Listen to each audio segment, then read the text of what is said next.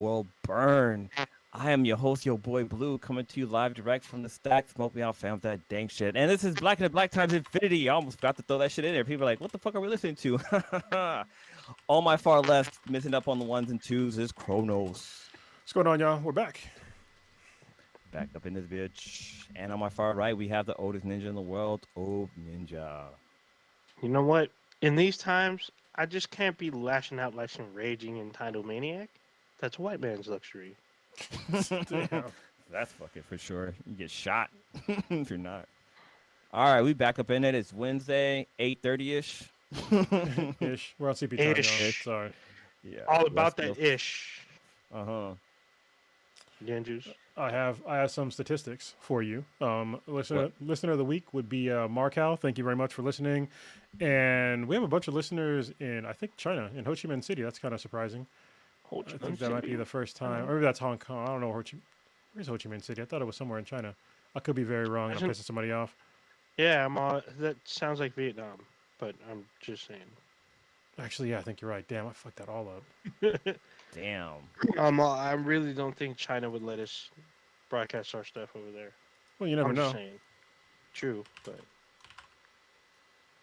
What if they are able to use VPN? Yeah, in it? definitely Vietnam. Jesus Christ. How did I fuck that all up? Sorry, I saw the flag, and I didn't. I mean, it's a very similar sort of flag. like yeah. Yeah. That's like, is it like Italy and India?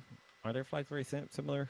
It's, No, well, it's, India got the like symbol in the middle. it's red and Italian- yellow. God damn it. Yeah, Italy and Mexico have similar because they have the same colors, Yeah. but the designs are different.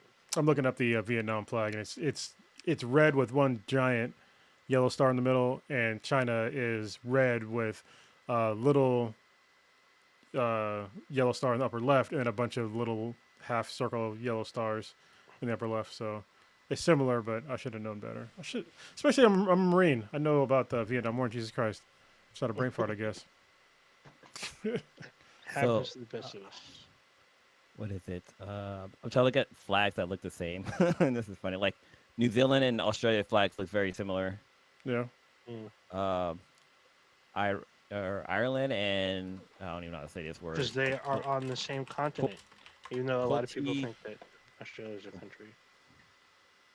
Like these two flags, like the colors are basically flipped. It's crazy.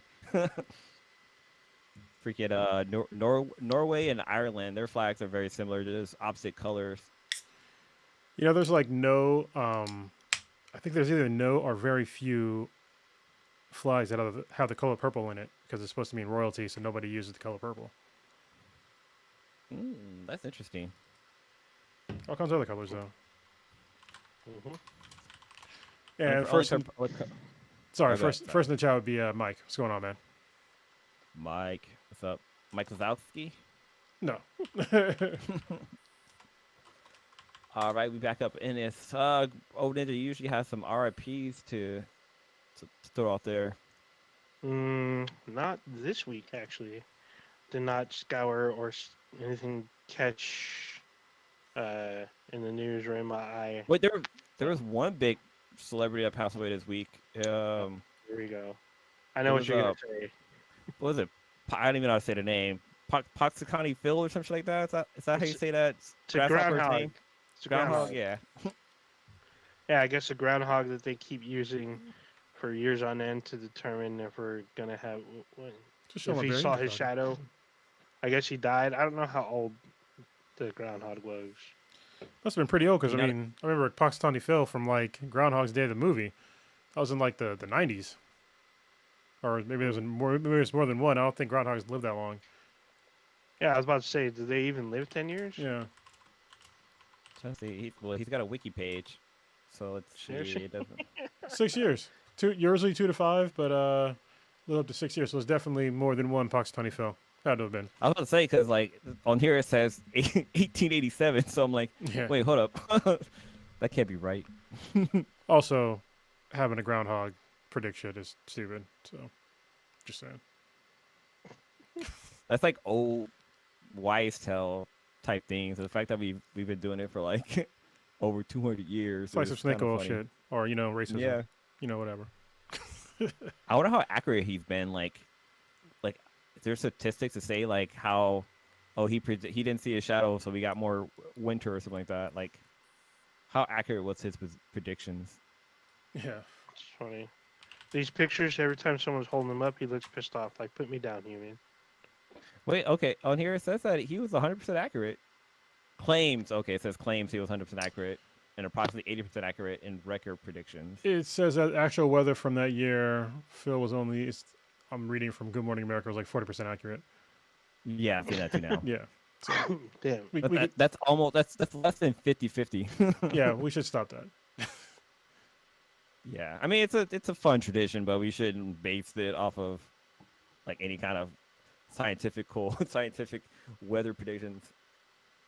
Unless, he's from a parallel universe where, he's predicting the weather and stuff correctly. So I already know. So what's his name? How do they pronounce the name? Pakistani Phil. So if you notice the name, the name should tell you that he's probably a fifth dimensional imp. Yeah. Like, he's able to see his shadow, and the shadow talks back to him. So just saying. Was it the Superman character that fucks with Superman all the time? So I thought it was Mittelplick, but he doesn't have. He has no vowels in his name. So in Supergirl, they pronounce it Mittelplick. Yeah. So. Sure. Yeah. It's like one of those words that you just know it because you heard somebody else say it. Yeah, and on Super Friends, Superman pronounced it Mittelplick, but on Supergirl they pronounce it Mittelplick. I was like, what? I think on Geek History Lesson they mentioned that too. How like you've never seen the word said out loud, but you just based off of like what you've heard. Like it's hard to determine like how it's actually said. Mm-hmm. There's no vowels. So I'm like, what the hell? Yeah, you should pronounce this shit. So There's also Batmite, who's also another fifth dimensional imp. So. Well, there's also that like Supergirl's got one too now. That's a woman. That they have going on in Supergirl. But I don't think she has like a normal name. Yeah, her name's like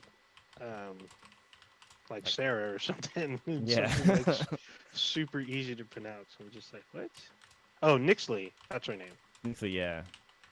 But her name has no vowels either. It's like NXLTL or something like that. Yeah. What was the name of that cult that the one girl from Smallville was part of? Like. I don't know. Neximus or something like that. I didn't get too deep into it, but I know there's a documentary about that cult on HBO Max. So yeah, I didn't get a chance to watch it though. I heard it's in 4 parts. Apparently, it's pretty informative. That whole fucking thing was crazy. Like going back into the stories. I know like the guy who plays Lex, he has like a podcast, and he talks about it every now and then because it comes up in subject because they were co-stars on a show. Wait, was he in Smallville? John Cryer? No, it's somebody else. Yeah, the guy from Smallville. Yeah, from Smallville. What's his name? Something he was he's the voice of the Flash in the shit. I have it up right now. His name is. He was a great Lex. Oh yeah, he was probably one of the best. Michael Rosenbaum. Yeah, there we go. Oh, that guy. Okay, yeah. I was thinking of the other Lex. No. Are you talking about the guy from like Smallville, like Superman, Supergirl? Yeah, that's John Cryer. Yeah. That's what I was, because I'd never seen Smallville, so I'm like, what were you talking about? So it's pretty good. It definitely lives up. Like it's like I think it's like 13 years old now, but if you go back and watch it, it's pretty fun to watch. There's like 12 seasons, isn't there? There's only 9 seasons, and then the 10th season was a comic book. Still a lot. Yeah, I watched a whole bunch of them because I was back like I think I was in the Marine Corps when that show came out, early 2000s. Yeah. It's been 10 years since it stopped airing, so it's been a good 20 years since it originally came out. It's been a minute, yeah. Yeah. Damn.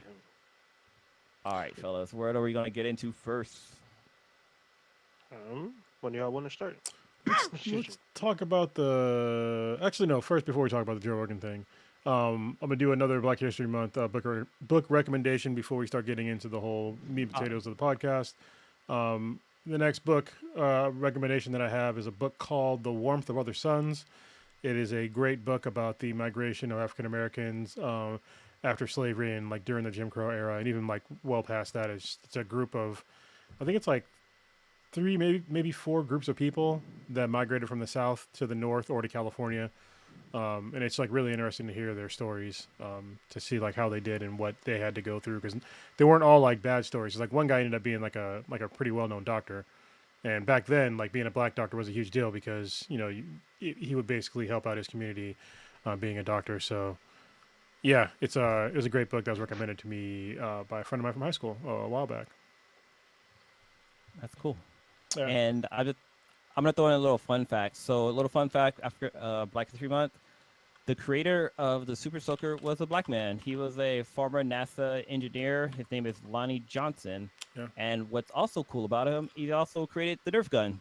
So you should thank this guy for the awesome stuff that you played with as a kid. He's apparently made several inventions. Like there's a picture of him with everything he's invented, and there's like a ton of stuff. Like he holds a few patents. So did you know that Nerf is an acronym? Yes. Non-expandable recreational foam. Yeah. I did not know that. More fun fact. Acronym, but I always forget. I always forget what the E and the A stand for. I knew the N and the F was for foam. It's still fun. This guy is he's still kicking, and he's 72 years old, which is crazy cool.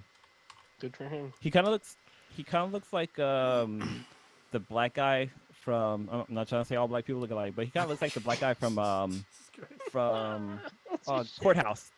Looks like the black guy from Courthouse. What's Courthouse? Or Night Court. Oh, I'm all. Yeah. Night Court was a great show from the late 80s, early 90s. So good. Yeah, it was. So good. I keep telling people, like, if you want a kind of an idea of what Night Court was about, picture Al Bundy as a lawyer, and you get Dan Fielding. It's awesome. I love that. All right, so that's your Black History Month lesson for the day. Yeah. There's some other cool stuff that's actually been popping up. Like earlier today, I posted there was a girl who discovered that her grandmother was actually black, and this girl looked like a white girl. She looked white, and it turned out her grandmother had a secret, and like she passed away, and she took her secret to the grave with her, and apparently when the family did a 23andMe, the girl found out that she was like 50% black, and she's like, wait, what? So like, 23andMe, I guess they kind of link you with other people, and like she actually learned the backstory of her grandmother that she was a black person who could pass as white, and she basically like left her family and just created a whole new identity and just identified as a white person and just lived that life. And kind of what's crazy is that like back then, like that's actually pretty common for people to do that. I think there was also a baseball player. I don't know if he was black, but I think he might have been Latin, and he was going to play for the baseball league, and they literally told him that he has to pretend that he's white for him to play on his team, and he was like, "No, I'm not." Oh, I think they talked about this on Lovecraft Country. I think there was a scene where they talked about that, where like the guy was on the bus and like he was like, "No, I'm not going to do this," and he just went and continued playing for the Negro League. But like, it's just interesting to know that like there's like people did this back in the day. Like if you could pass as white, you probably would you had a better life basically, which is kind of sad. But what's also kind of interesting is that like if you were found out, like that was prison for you. Like they probably would bury you under the prison if they found out that you were, or just lynch you, Yeah, or just lynch you or hang you or something like that. So I mean, yeah, it's actually, it was actually kind of, I mean, if you were what we now call white adjacent, it was actually pretty common. For instance, we kind of talked about the entertainer, comedy actress. She was basically she did the lamb chop puppet.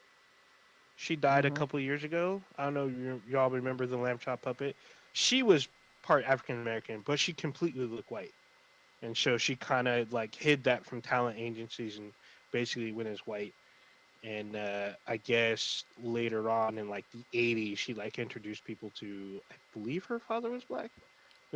Yeah. So people had no idea because she could totally move within 2 different worlds, but if she wanted to, but it's pretty crazy. Also, in that story that Blue was talking about, the grandmother who passed said that there was no other family. Come to find out, she had like 10 brothers and sisters, or 19 or something like that. She had a huge number. Huge number scattered across the country, and she totally lied about it. And like in a later picture, in a later post, she posted pictures of her grandmother, and like, dude, she looked black, but she just had like white features, which was crazy. Like Lena Horne. Lena Horne is, I mean, she definitely was part of the black community, but she could pass for white. So there you go. Interesting stuff, man. All right, let's talk about the Joe Rogan thing. Since we're podcasters, he's like the largest podcaster ever, really. Mm-hmm. I think we talked about him previously about very briefly. Yeah, about the misinformation thing and people, pulling their musicians were pulling their stuff off of Spotify, and yeah, I mean they could do that. People were talking about free speech, but yeah, you're also free to like take your music off of whatever platform that you want. If you're the artist and you own the music, why aren't you free to do that? Why would you force that? So I never understood that part of the argument. And so Joe Rogan actually did a video and apologized about that. And then, of course, if you apologize, people they see blood in the water and they still come after you. But this one was this one was sort of more of a disturbing one, even though I know most of the backstory of this. So there's a video of, what was her name? Was it India Ari?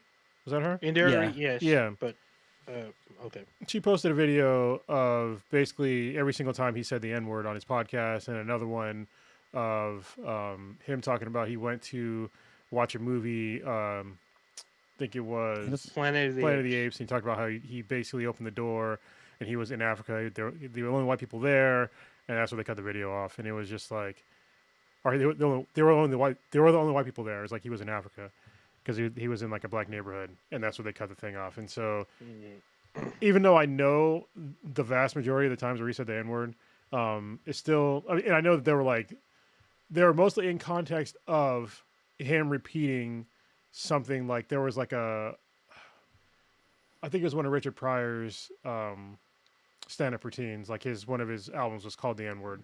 And see, I'm not even saying the word. I'm just gonna say the N-word. And there's a bunch of other things where he would just say the N-word like after like repeating people or talking about the word as in like how it's so weird that nobody else can say the word because it comes up with all these things. Though that's the context of almost every single time that he said it that I've heard it, but it's still jarring to hear, even me like hearing him say that when I was listening to it, when I was listening to Joe Rogan's podcast. And yeah, the internet came after him and was just like, people were pretty pissed. We put out another video apologizing about it and, talking about the context that it was in. The one about, the Planet of the Apes, literally where they cut the video off at. Right after they cut the video off, he goes, "Damn, that sounds hella racist." And then he talks about that's not what he really meant. And then he breaks down that he had a lot of fun because there's like a bunch of black people in the theater. But if you, even if you say something like that, yeah, if you realize that it's racist, like after you said it, it's like, oh, you kind of fucked up there. You know what I mean? So yeah. Did you watch the snippet of him talking about the Planet of the Apes on his podcast? Yeah, I watched it. So when I saw it, they actually they don't cut when he says it. He literally says, because he's talking about like his Uber driver or whatever, or the cab driver dropping him off, and like the screen is split into 3. It's him in the middle and 2 other white guests on his show, and he's like, "Oh, the guy dropped us off in Planet of the Apes." Yeah, and he says it several times. And like these guys are laughing, they're cracking up laughing. It wasn't several times. I remember the exact thing, but I mean, I'm not going to stand for this dude. But I also don't like when people take it out of, they add in additional shit. You know what I mean? Yeah. But he says it more than once. He's like, "Dude, we were in the Planet of the Apes. We got dropped off in the Planet of the Apes." So he got dropped off in Africa. Yeah, he says that as well. But the other guys, they thought it was funny, and he thought it was kind of funny too. And I was like, well, and then right after that, he said, "Damn, that sounds hella racist. That sounds racist." That's literally what he says. right after that. That's probably part of the video that you don't see because people cut it off right there. Yeah, But like that part I didn't see. You're right. like I actually seen the entire thing, and like when he mentions the whole Planet of the Apes things, he talks about how like he said the same thing on Twitter, and people came after him on Twitter, and it's like you basically repeating the same joke, like live, even though like people give you shit for saying something similar of that on Twitter. But then like when he talks about how like it was a mistake, like he said like wow that was really racist, but like you still fucking said it, like if I know you might say you're not racist, but like you still said something fucking super racist, basically saying black people are fucking monkeys. And like when I saw that, I was like, this is some bullshit. But then I kept watching the video because he talks about how like, the people recognize him, saying like, oh hey yeah, you're the guy from Fear Factor.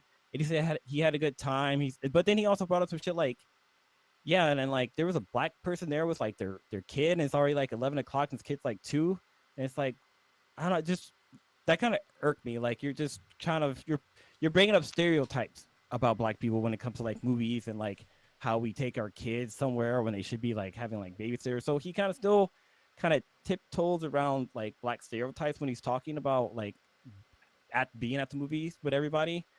But yeah, just the I don't know, just the way it started off had already happened. Well, the way it started off already had me on the negative side, and so I kept watching just to see exactly what he talks about. But then, like, I think because my eyes were already kind of red, I just noticed every little thing that he's talking about. But like, I don't know, it just didn't seem cool to me. No, I mean, it wasn't. I mean, rightfully so. I mean, he apologized, and I think he should have apologized because I think that is. I mean, don't get me wrong. We've said some shit on this podcast that's been, just me specifically, that's been disparaging to some people. And if you go back, throughout like all of this, we've been around for a while now. You can hear me say all kinds of fucked up shit that I don't agree with today. But at the same time, just got to take those licks. You said it. Yeah. So. Yeah. I mean, personally, with the whole movie thing, I'm not so sure. I don't know. Maybe it's because of the area that we live in, but I see a lot of people, all ethnicities, bringing very young children. I hate that shit, to by the way. like late night fucking movies. Oh, yeah. For me, it's actually worse when you go to an R-rated film and they bring children at any time during the day. That bothers me because I'm just like, why are these kids in here when there's going to be sex and blood and shit and cursing, and you got like some 2-year-old up in here? I'm like, what the hell? Like, what is that about? Or babies, So like actual that babies. me. Yeah, babies crying, and then it wants the baby out, and just like, dude, come on, like for real. I'm talking just everybody in general. So stop doing it. Yeah, so I feel like that's a kind of a universal kind of thing. But another one that I saw the snippet of is where he was talking about how the N-word was like a magical word and how we can't say it. But then he brings up other racial epithets, and he's just like, oh, these don't seem to hit as hard. And like, why is this N-word so much more? It's as if he doesn't understand the impact of the word. And he's talking to another white guy, and he's like whispering and stuff. And he's like, even saying it can get you in trouble, but like saying these other words don't seem to have an impact. And the other guy brings in like a racial slur for Asian Americans. They're like, oh yeah, that one's kind of bad. They don't like saying that one. And he's like, well, but the N word's like magical. It's like you can't say it, And he's like whispering to the other guy, he's all, say it. I dare you to say it. And the other guy just says it just like that. He doesn't even hesitate. I'm just like, really? So those are the snippets I have seen. I haven't seen his full podcast because I know the people that are defending him are saying, well, it's being taken out of context. You don't know the surrounding conversation. He could be quoting someone, yada, yada, yada. But then I look at something else. I look at, a fact that happened that Spotify, who pays him and hosts his podcast, took down 70 of his podcasts. Granted, he does have 1,800 plus podcasts. Yeah, and most of those podcasts that were taken down were not ones that had anything to do with the N-word or anything like that. Oh. So yeah, I mean, numerically, he said it like 20 something times. They took out 70 something podcasts. Like that, so. But also in comparison, 70 out of 1,800 is not a lot. Yeah, a lot of it was like Alex Jones, some other controversial figures that he's had on. Yeah, it's when people talk about, like the word and like how it's a magical word, it's like, yeah, but also like I don't refer to any group of people in like some sort of racially disparaging term. Like I don't call Asian people whatever Asian. I know what the words. I'm not going to repeat them. Like I don't call Jewish people by their epithet. I don't I don't we don't I don't use those terms. And I think that usually other people don't either. And the people that say like they're not racist, but then they'll use the N word and see like, oh well, other people say it, that are black and blah blah. It's like it doesn't matter. Like if it makes somebody black uncomfortable, like why the fuck would you say it? And like you wouldn't use the other words for these other ethnic groups. You never even say those words at all, But why do you want to test the waters by saying the N word? Like I really don't. I really don't get it. Yeah, I don't get it either.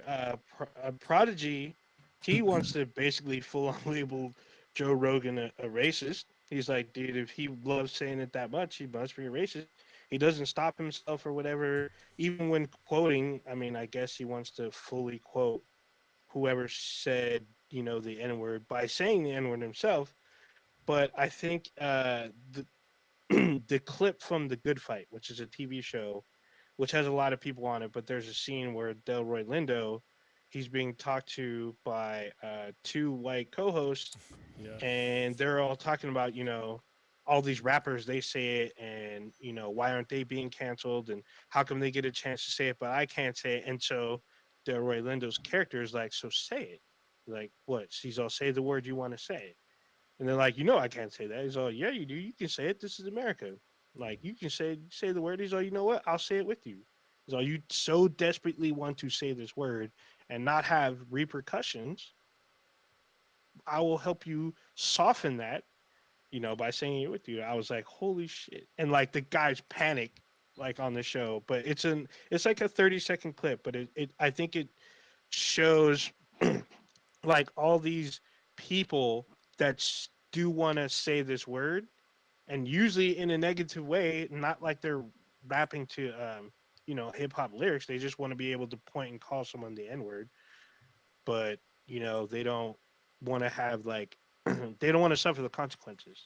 It's like they really want to be racist and not get called out.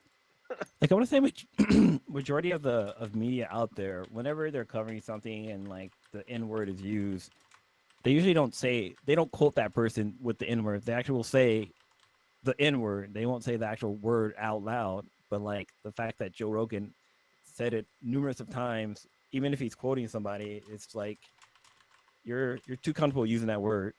I mean, I know you have a podcast and you're not really regulated, but like you kind of gotta self-regulate yourself when it comes to things like that. Yeah, I mean, they don't want to. They want to be comfortable saying the word around other people that are like them, and then not suffer consequences. I think the perfect example, we talked about the judge from what was it, Oklahoma or something. The judge is talking about these African American males, but she's saying the N word, and she's a person that passes judgment on African American people using the N word. Granted, she's in her own home. I have no idea how the video leaked, but she's with her family, and they're all saying it.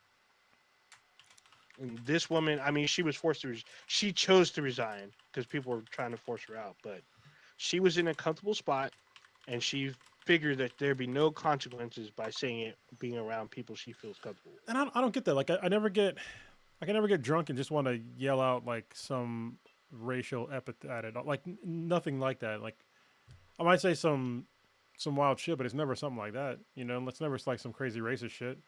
I might clown you for the way you look, maybe. But yeah, I don't understand like that. I think when people get drunk, it's usually like it just reveals part of like their real personality. And what do they call it? Liquid truth? Yeah, liquid courage and whatnot. So yeah, too. Yeah, the fact that we still have to explain why people shouldn't use the N word in 2022 is it's a problem. Like people just seem to forget that our generation, our parents were getting killed in the streets by the police. Well, shit, that's still happening today. Getting called the N word. They got lynched. Getting called the N word. They couldn't go to schools. Getting called the N word. It's like all these things that I guess this generation now just kind of forgot about, but it's still happening to today. You still see these racist ass cops that are doing these things that are getting highlighted now only because of the internet. But back then it was much worse. There was And no witnesses. yeah, and people just they don't seem to put that connection there. Is that they use this word to disparage all of our people, and then also kill them and make sure that they couldn't make a decent living. And they seem to separate the word from that, like the actual meaning of the degrading term. They just think it's like, oh, it's just some word, but it's not just some word. It was a word that was used with a specific intent for hundreds of fucking years, and they wanted to detach from that. But guess what? You're not gonna be able to detach from that. You're not. What's sad too is that, like, even though like some of the younger generation just use it like kind of throwing it around, they still kind of know what it means, because if they're in a fight with somebody, like say if a white kid's fighting with a black kid, he's going to throw that word out. Like it's, even though he might say it sparingly every here and there, but like, yeah, he knows that word's going to trigger that kid, and that kid for some reason he knows that word's is what's going to trigger him, and they end up like fighting or whatever. But there's been some videos I've seen out there where like a lot of black people will hold back, but I've seen some people who were like, you know what, you're gonna learn today. Yeah, I've seen that too. Knocked out. I mean, it's very telling when, especially even young people to this day. Like if you're, because I can put this story out there, because even though this hasn't happened to me, but I can probably identify with it as well as you two probably can. Is that if you're like a teenage black male and you're dating, like a white female, and then like the father or the mother comes out like to the school that you attend and either talks to the principal or talks to somebody and like, hey, you can't be dating my daughter, or what are you doing with her, stuff like that. Like that stuff still goes on kind of today. I mean, yeah, it's probably more accepted, but there's still people who are like, they claim not to be racist, but then when their son or daughter is dating someone that's African American, all of a sudden all that goes away. They come running, they start saying stuff. You're like, where's this coming from? And it just turns all bad. It's like you think that we've progressed, but it's like it's been more repressed instead of progression. So Yeah. I think in the wake of the internet, like people aren't paying attention, especially when you're drunk, that you're being recorded, that somebody's watching, and then all of a sudden it gets posted somewhere, and then millions of people see it. Like you think he would have took a page from that dude from Seinfeld, but they went on that rant on the that was at a comedy show guy too. Yeah, that was all bad. And that guy he deserved it. Like the shit he was saying, holy shit! I was like, but his action makes me hate the show Seinfeld even more. Like I can't, like if it's on, like I see him, I'm like, I can't watch the show. Like this is fuck the show just because he's on. I mean, I've probably seen like maybe 3 or 4 episodes of Seinfeld, and that's about it. But like, yeah, like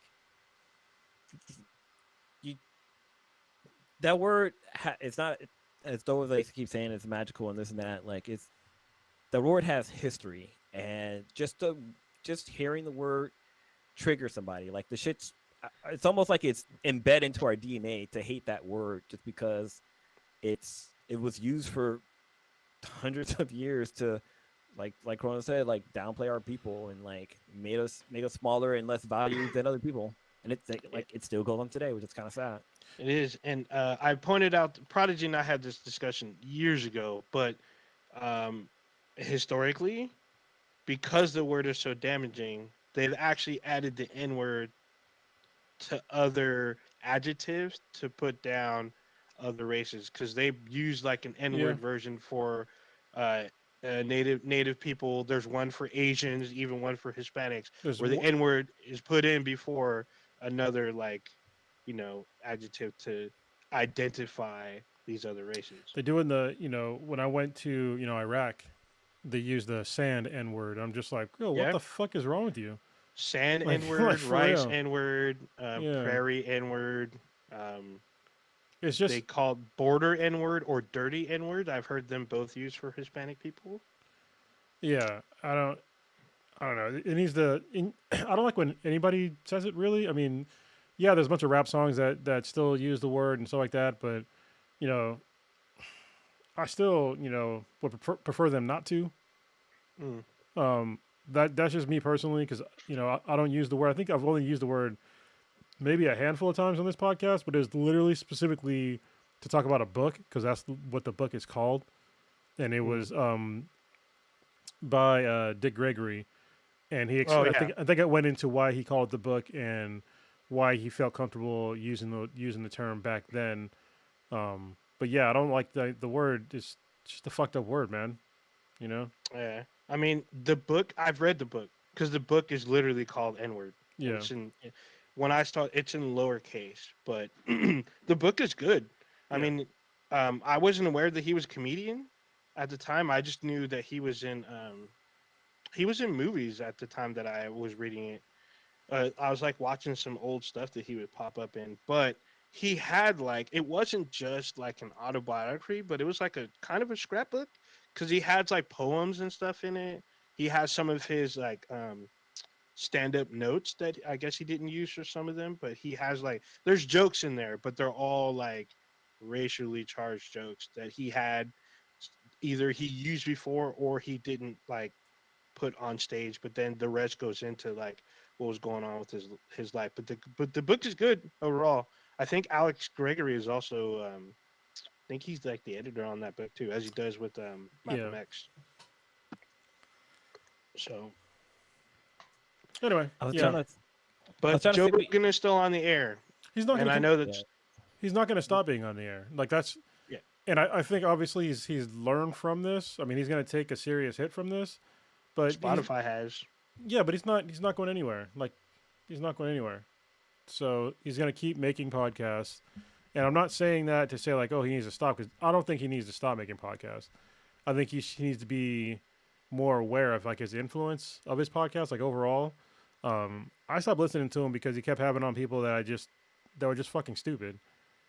And he had like some smart people, but this is the problem. He kept questioning the wrong people. So like he would have on these people that would question, vaccines, even though like literally 2 years ago, right when the pandemic started, I forget the guy's name, but he had this dude on, like right when it started, because he was like he basically predicted this pandemic that was going to happen. Oh, and Joe Rogan was talking about how, he didn't understand anti-vax people. It's like, if there's a vaccine out there, you should take it, like save people. Like you could watch the video that's out there. There's clips of it today.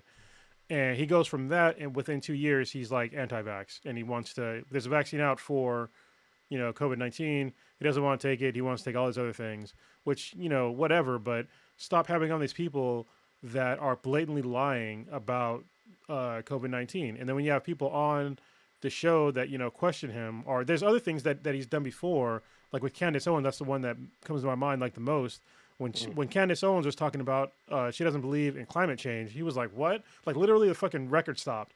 And he was like, what are you talking about? Like, can you explain yourself? And like he just totally called her out, like on her nonsense. And he's done it to multiple other guests too, where he would like call them out on their blatant bullshit. But he has this thing now where if he has like these certain dudes on that he thinks are smarter than him, like he won't question their shit at all. Like not even a fucking little bit. And it's like, no, question these people. That's why I like watching his podcast, because in a span of 3 hours, you have enough time to really break down what people's beliefs are and like what they're actually talking about. But he wouldn't do it. He would just let these people roll over him. Like, who was the guy who had on recently?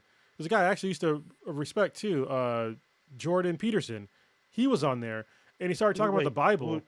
Who is that? He's Jordan a philosopher. Peterson? He's a PhD I think in philosophy in psychology. Sorry. Yeah. I thought he was a really smart guy for like the longest time, but I don't know what the fuck happened to him. But he was on his podcast and he was talking about like the Bible, and he was talking about how the Bible was like literally the first book. I'm like, hold on, it's not the first fucking book. Like not even by any stretch of the goddamn means is it the first book. First of all, it's a collection of other books. So how the fuck could it be the first book? Like that's just basic premise. And he just let him just kind of wax, illogically on these sorts of things. It's like, why aren't you like questioning him on his logic on how he got this? Like he literally said, like, oh, I came to this conclusion last week, and then he just starts spouting off this nonsense as if it's fucking gospel. It's like, if you came to the conclusion last week, did you talk to anybody else about it? Or did you just have an epiphany, came on a podcast, and then you just spat it out? And like, nobody's like giving this guy some sort of feedback. And I'm like, dude, this would be a perfect time for Joe to be like, hey, what do you mean it's the first book? Yeah, like, especially since there's literally books that have been deleted from the Bible. The Book of Enoch being one of the most popular. There's actually 2 more that I can never remember the name. But the Book of Enoch is the most popular. That was in the Bible before and then got taken out because it's a collection of stories that to some people may seem a little weird because it talks about giants and I guess demons and some other stuff that like doesn't seem to add up all the way, but it used to be in the Bible. I mean, even if you talk about just religious text, the Bible is not even the first religious text or book or whatever the fuck you want to call it. Scroll. I don't give a fuck how you want to put it. Like, it's not the first of anything. It's the first Bible. But even then, the Bible is like, it's literally just a collection of other books. That's why it says the book of whatever. It's like, come on, man. Like, this isn't fucking rocket science. Yeah. What the hell? I don't know. I mean, I don't really listen to all. I've never been a fan of Joe Rogan. I never thought his stand-up was funny. I've been muted this whole time. Oh wow! I never thought his stand-up was funny. I didn't like him on Fear Factor. Yeah. I felt like he was he's been on G4 a couple of times when they were doing UFC stuff, and he was super like. He was on G4. Yeah, G4 was covering a couple of UFC, and like what they did. So UFC did the stats. I'm sorry, the G4 guy, because Kevin Pereira and them, they did a prediction. Who do you think is going to win? And you know what Joe Rogan does? He's all, I respect these fighters too much to, say who's going to win. And like Kevin's like, okay, and he moves on. He moves on to the other co-hosts because there's like 4 of them. One of them is Joe Rogan. Each one says who they think will win in the fight, and every time they go through each fighter or each bout, they asked Joe, and he's like, "Oh, I have too much respect for them." It's like, dude, you can't say based on these stats you don't think who's gonna win. Like, you can't even like. There's actually a reason for that for him specifically, because he's a commentator. Because what happens is if he says who he thinks is gonna win, that fighter, when he starts commentating, he'll say that, "Oh, well, he's against me the whole time," and make him look bad. Like, literally, they've done this. It's happened to him a shitload of times, and it's like, dude, I'm literally just commentating the fight. Like, oh, well, you're commentating it to make it seem like I'm not good at fighting, and it's just like, dude, I'm just saying what's happening in my opinion in the fight. So that's why he hasn't done that for like the longest time. So kind of jumping back on the Joe Rogan, when he had a guest on his podcast, it was Dr. Michael Osterhoff. Yeah, Osterholm. That's a great podcast. And that's the one where he talks about like about being vaccinated, how it basically almost eradicated smallpox, and like everybody should get vaccinated, and polio is now a tiny thing because of vaccines, stuff like that. So, and that was an episode from March of 2020, and you can find a clip of it on Reddit right now. That's where I found it. Yeah, there you go. That was back when he was like, when I used to listen to him. It was like, yeah, you had on interesting guests, and you would question them when they needed to be questioned. There's one thing that somebody brought up about like how he can't be racist because he had that one black guy that was on there that was able to. He went over and talked to some of the KKK members and was able to get like Daryl Davis, like 200 Gerald Dix, to get them to like leave the Klan just because they have a better understanding of like how black people are real people basically, and like people bring that up. It's like I don't know about that. So a host can have a guest on there and be like, okay, like he could have a Klan member on there. Does that mean that he's like part of the Klan too? Like, it's I was trying to think. Did he have a former Grand Wizard on his show at one point? I have no idea. I mean, he could have. He has a lot of podcasts. I don't think so. I've listened for a long time, and I don't think so. He's had definitely a bunch of controversial figures on there, but I don't think he's had Yeah, I don't think he's like. I don't think he's like an overt racist, but I think like things that he's said in the past are definitely like disparaging towards ethnic groups. But I don't think he's going out of his way to like put down or like end the careers or something like that of other ethnic groups. And I don't think he's going out of his way to cause harm to ethnic groups. I'll put it that way. but he definitely, you know, could have used better words when it came to, you know, describing different ethnic groups. But at the same time, you know, I'm not going to stand for the guy. So, like I said, I stopped listening. So, this is definitely not a good look. But this has become very politicized because his fan base, or a portion of his fan base, is saying this is a battle for free speech.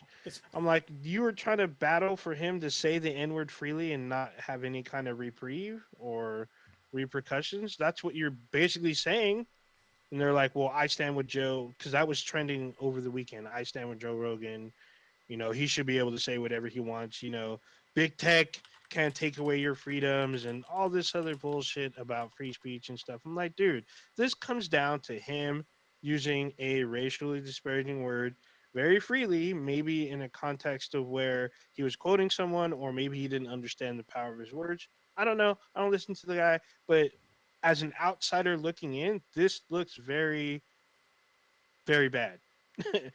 and very racist from my point of view. For especially if you're not familiar with the guy. If you're watching these clips, you're like, oh, this guy likes using the N word, so he must be racist. And that's what it appears. But then like people who are his fans, they're like, oh, because of this controversy and stuff like that, I'm going to listen to him a lot more now. I'm going to support him. It's like, well, are you supporting him because of what platform he stands for, or because he uses the N word? And it's just super weird to me to see these people come out of the woodwork about free speech and his First Amendment rights, and just like, well, yeah, he can say whatever he wants, but I mean, he is under contract with Spotify. They paid him a lot of money, but it's ultimately up to them if they're gonna hold him, you know, for whatever long, or if he does something else or something else comes up, if they drop him. Personally, like Chrono said, I don't think he's going to be dropped. I mean, the CEO stands behind him. They say, well, we're going to leave him on the platform. They feel very sorry about the past stuff, but they're still going to keep him on. Some other platform offered Joe to bring all of his episodes over to their platform. They're going to restore the 70 that Spotify took down. And then he's battling, you know, all these artists that are like, hey, if you're going to keep Joe Rogan, I'm going to take my music. I'm going to take my, you know, library of music to Apple Music. I'm like, well, and it's still ongoing as we're talking. I mean, probably if you're listening to this in like 2030, you're like, oh, this is old news, you know, but for us, it's new. We don't know what's going to happen in the next month or so. Who knows what the fuck? Maybe, you know, some other bombshell will drop. well, this is We'll what see. I don't understand when people talk about free speech. Like, free speech is not all free. Like, there's certain things that you can't. Free speech has limits, and that's why I think that most Americans that are just ignorant as fuck about the Constitution and just general laws, even police officers, they fuck up with what actual laws really fucking mean.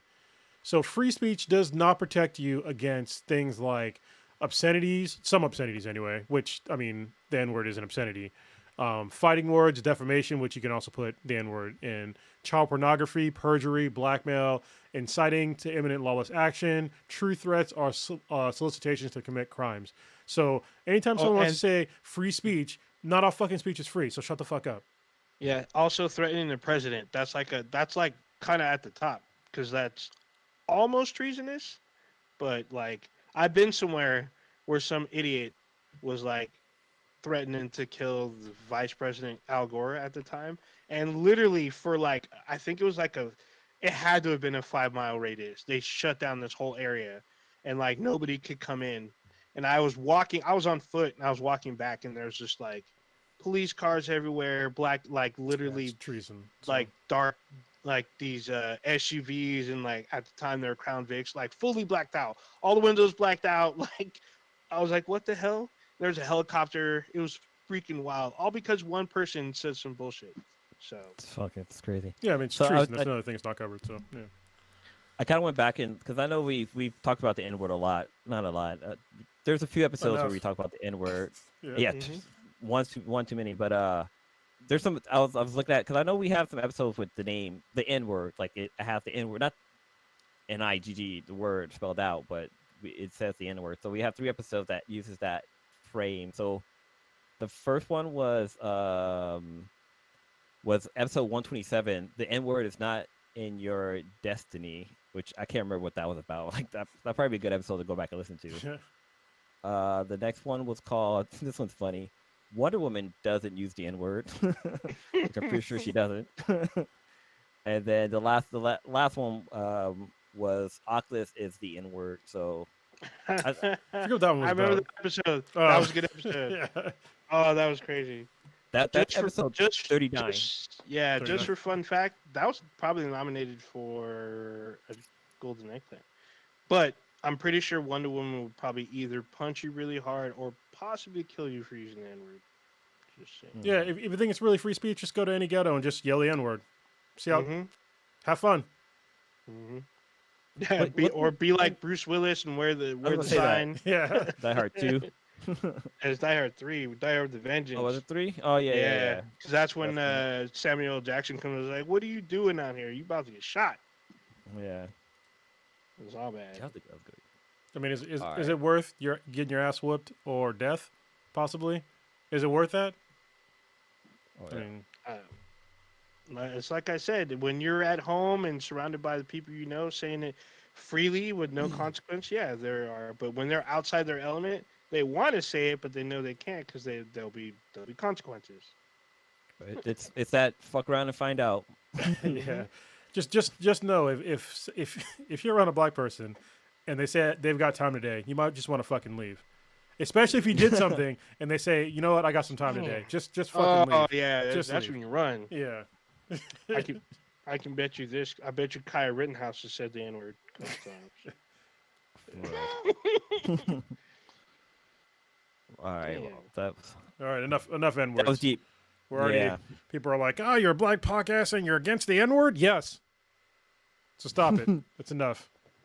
With the ER or the A? Neither. Or against both versions. No, both. Yeah. I'm not using either of them. Where are we going next, y'all? Can we talk about some gaming stuff? I didn't watch this, but I guess it happened today, which was Nintendo Direct. Yeah, Apparently that dropped today. Mm-hmm. Who saw this? Who saw some of this? I watched some of it. I was kind of fast forwarding through it, but there was a lot of games that got announced today. All right, what can you tell us from what you saw? So the biggest one, I'll just start with that, is because I play Mario Kart 8 with my daughter, my 5-year-old, all the time, and they're adding in 48 new fucking tracks tomorrow. I'm like, why don't you just make a Mario Kart 9? But whatever. So they're gonna release 8 new tracks dropped on like 8 different times. So that equals 48, or that doesn't equal 48, but they said it's gonna equal 48. So it'll be 48 new tracks. And the first one drops, I think, next month. Yeah, I think March 18th. Yeah. So I'm looking forward to getting some new tracks because, I've played all of them and I've gotten like really good except for 200cc is too fucking fast. I don't like using brakes in Mario Kart.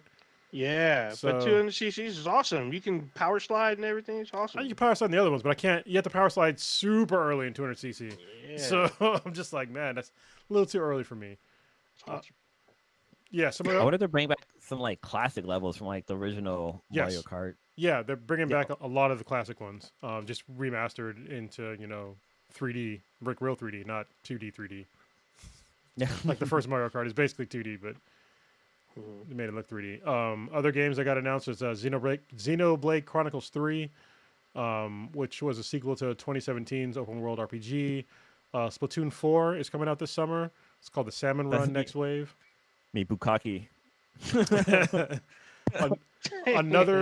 Another sequel to a great game, which I'm surprised they came out with it, but thank goodness they are because I'm looking forward to it. Is Nintendo Switch Sports? So remember Wii Sports? This is a sequel to Wii Sports for the Switch. So I'm like, good, because like Wii Sports, that game sold a fucking console. To be honest with you, it did. Sold the console. It was so much fun. So now they're adding in like all the old games, all the old like mini games, along with some new ones like badminton and volleyball, and there's like this weird like sword game and a couple other ones too. So Mario Strikers Battle League drops on June 10th. I played the first one a lot. I think it was on the Switch. Or it was a GameCube. I used to play a lot. Is it a baseball game? No, the soccer game. Soccer game. It is the first one that I can remember was on GameCube, but there could be one on 64, but I'm not 100%. It was on the Wii. I'm just looking it up. Mario Strikers Charge. Oh yeah, but there's one before that. It's on the Cube. Oh, was there? Okay, yeah. Yeah, because I almost bought it. I think it's the first one. It's actually pretty awesome because I played it a few times. But you can fuck people up in that game. I was like, damn. Yeah, it's a fun soccer game, but it has you get super powered power up moves and stuff. So it's a lot of fun, and it's Mario style. So I liked it. Let's see. No Man's Sky is coming to the Switch, which is a huge surprise. Yeah, wow, surprising. So the game, my question is, the game currently is cross-platform. Will this include the Nintendo players or the Switch players now into the cross-platform pool of players? I don't know. Probably not, because the Switch is so fucking weird. But I could be if we can get a PlayStation to work with PC games, then why not? So they'll figure it out. But also, you don't really need to have this cross-platform. You don't.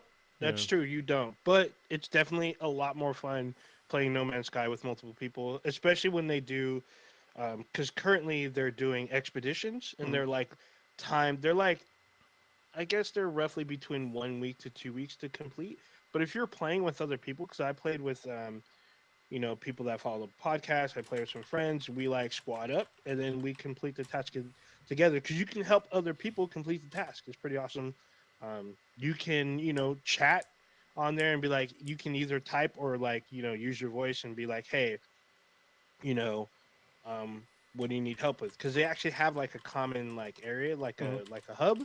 It's literally called a hub. You can go to the hub and go there, and you can kind of tell what stage people are on based on their ship sometimes, and be like, hey, if you need this, I got this, and just give people random stuff to help them along. It's actually pretty funny, but it's fun. Yeah, I was trying to see if No Man's Sky was going to be cross-platform for the Switch, but they just mainly talk about how it's cross-platforms on the other consoles and PC. So it'd be interesting to see. Yeah, I gotta dust that game off. I haven't played it since it came out. Yeah, I mean, No Man's Sky is it's the best example of, yes, you can fuck a game up from launch, but you can also fix it. So, Cyberpunk 2021. Yeah, exactly. Cyberpunk, please, because it's still fucking broken. So, but supposedly they're gonna drop a PS5 and Xbox Series X version of not No Man's Sky, of Cyberpunk 2077 sometime this year. So hopefully that'll fix it. I don't have high hopes. Fire Emblem Warriors 3 Hopes. Okay, that's a weird name, but anyway, that drops in June. It's an RPG. Nobody cares about that game. There's a new Kirby game called Kirby and the Forgotten Land, which also is my favorite character in Super Smash Brothers. Is Kirby. Hell yeah, Kirby's awesome. Fuck you up. Yeah, yeah, Kirby's awesome. People kept complaining, Kirby's cheap. I'm on those now. You just don't know how to use your character. Just get good. It's okay. The fact that he can steal other people's powers too. Yeah. So it's fucking Ditto. I wonder, was Ditto in the game? I think he was. Ditto from Pokemon. Oh, I never played Pokemon. Never got into it. Oh, there's Jigglypuff. You can meet Jigglypuff in Smash. Oh, that's right. Jigglypuff is in Smash Brothers. Let's see. Portal and Portal 2 are getting ported to the Switch, which is great, because I think Portal 2 was one of the greatest co-op games of all time. Seriously. It's great to... go ahead. No, I was gonna say I love that fucking game. The game was so much fun, and plus having the AI. Fun fact: who the voice of, I think it's Agnes, not Agnes, something that's WandaVision, but the voice of the robot in Portal is also the same voice for Siri. Oh really? Yeah, the same lady does the voice of Siri and that robot. So you can, if you listen side by side, you can tell that it's Siri. And also in Lego Batman, Siri is the voice of the Batcomputer. Nice. The more you know. Wait, which Lego Batman? Was it Beyond Gotham? I actually have that game. No, the movie Lego Batman the movie. Okay. Yeah. My math was wrong. Sorry. The 48 new tracks for Mario Kart 8 Deluxe. It's 8 tracks on 6 releases. So the first one drops on March 18th. Oh, pretty soon. And you're getting, tracks from Super Mario Kart, Super Circuit, Mario Kart 64, Double Dash, Mario Kart DS, Mario Kart Wii, Mario Kart 7, and Mario Kart Tour. So you're getting a lot of new tracks. Metroid Dread is getting a free update, which is going to make it easier and harder. So wait, the new tracks for Mario Kart, do you have to pay for them? Yes, to pay for DLC. I mean, it's 48 new tracks, man. So yeah, just saying. I mean, maybe you never know. They could be like, "Here you guys go, new tracks for free." So honestly, with 48 new tracks, that's to me, it's a new game. So I don't even know why. That's a whole lot of tracks. So yeah, because I don't think the game even has. Oh yeah, actually, yeah, it probably does. It probably has 48 tracks already in it. Yeah, so Metroid Prime, they have, or Metroid Dread. The free DLC makes it so if you get hit once, you die, and another one that makes it easier. So it just makes it easier. And then there's a more DLC coming that makes it. I forget what they called it. Oh, it's like a boss rush mode. So, but that one's coming later. So yeah, that was the most of the shit for Nintendo Direct. But I was surprised. I mean, there's a lot of stuff announced randomly in February. So yeah. Yeah, I mean, I didn't even hear about this happening. It just happened in news floods. The news started to flood on Twitter and all other social media. But yeah, it's kind of cool. Oh, I thought I heard the music in the background for a split second. No, I got to figure that out still because we're still going through the Pod Track 4, and I need to figure out a way to add the music in through another input onto this tiny ass thing. So yeah. This tiny magical thing. Yeah, I can't. That's good for Nintendo, by the way. Yeah, and somebody was asking when does Tiny Tina's Wonderland come out? I think it comes out next month. Mm-hmm. Or was it this month? No, it's next month. Yeah, it's March 25th. So Mike was asking, and yeah, I want to play that. So yeah, it looks like a lot of fun. I guess what was highly anticipated but didn't come was there was no Breath of the Wild 2. Oh yeah. But did they announce DLC for Breath of the Wild or no or anything? No. Nope. Okay. Huh. Breath of the Wild came out already, right? It was a long time ago. Yeah, it's been out for a while. Yeah, okay. but everyone's waiting for Breath of the Wild 2, and they're hoping it get announced or maybe a more 3D Metroid, and no, none of that. So I mean, it's slated to release this year, so I'm surprised they didn't bring it up. But right now it just says 2022, so yeah, who knows? Game can be pushed back easily. I mean, it could get pushed back, or they could be waiting for the holiday rush. So you never know. Gotta get that money. Yeah. All right. That's good for Nintendo. That's some good stuff. I know a lot of people that are excited. We didn't talk about this. This was announced, I think, last week. We didn't talk about it though. So Respawn is doing 3 Star Wars games. They're super vague about it. They just said that they're working on 3 of them. What was also weird to me is that they said they're doing a new Star Wars Jedi game, but they didn't say Fallen Order. So I'm just like, well, what does that mean? Does that mean that they're going to follow a different Jedi in a different order? They said they're well in the way of working on it. I guess we'll get a announcement on the title later on this year.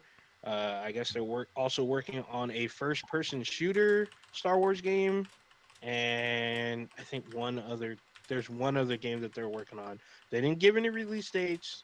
They didn't give any names, but they said they're all 3 simultaneous Star Wars games from one studio. Granted, I really like Respawn. They're probably everyone, including the industry's favorite new studio. But I feel like that's kind of a lot of Star Wars projects from one studio. So I'm hoping they have the staffing right and they've planned it out right, or they're gonna outsource it to some other EA subsidiaries to come in and help them out.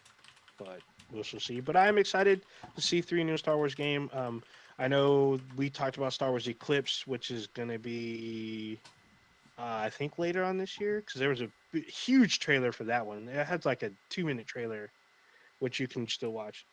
But it's not. It's like the what's that stuff? What's this over? Oh, Detroit. It's like Detroit. So you'll get to control your character, but you'll pop. It's more like with the contacts button stuff. It's like, quick timey events. I mean, that's the way they make their games. Don't get me wrong. Detroit was a good game. It's very thought provoking, and it's weird because it deals with like an android uprising, and you can choose for it to be a peaceful uprising or a violent one. So I was like, oh, I can actually just go out and start murdering humans, and yeah, you can based off of like one decision. So we'll see what happens. It'll be interesting. It's definitely going to be a game that people will probably play over and over again. Also, the one that I got for free, Until Dawn, is kind of like that as well. I mean, you barely control your characters, mostly like decision based stuff. Yeah, it's like, I mean, you do control. Don't get me wrong, you do control because you have to avoid some hazards, but you have to decide are you going to go left and right, and like they have huge consequences. Like it changes the outcome of the end of the game, because the game will have multiple. Most of the games by the studio, they always have multiple endings based on your decisions. They also make Rain, right? Isn't that one of their games? Yeah, I believe. Well, I believe Heavy Rain. They were together. Yeah, Heavy Rain. Is that Quantic Dreams? So the name of the studio? Quantic. No. Is it Quantic? Yeah, I think it is Quantic Dream. Yes. Should be the name of the studio. But the trailer is super cool. With some weird. It looks like they raised some kind of person out of like this black goo. It's awesome. Everyone's like, "Oh, is that a Sith Lord?" No idea. Got to play the game to find out. So should be interesting. And then I don't know if you guys saw, but there was a huge announcement today from Lucasfilm. The release of the Obi-Wan Kenobi limited series has a release date. It's May 25th. They released a poster. Of this year? Yeah, May 25th of this year. It signifies an anniversary for Star Wars. So but Disney Plus has had like if you log into Disney Plus, they've had like the icon, the thumbnail for it sitting there for like the longest time saying coming soon, but there was never a date attached to it. So hopefully, there's never been a date. People thought it was going to get pushed again, and there's been nothing because there's no trailer. But we get a release date because that May 25th isn't that far away. So, and then we know that Star Wars Andor is supposed to be coming too, but they haven't released their release date for that one. That may come later. Apparently, we may get Mandalorian 3 towards the end of the year. So a lot of Star Wars stuff that's been coming out.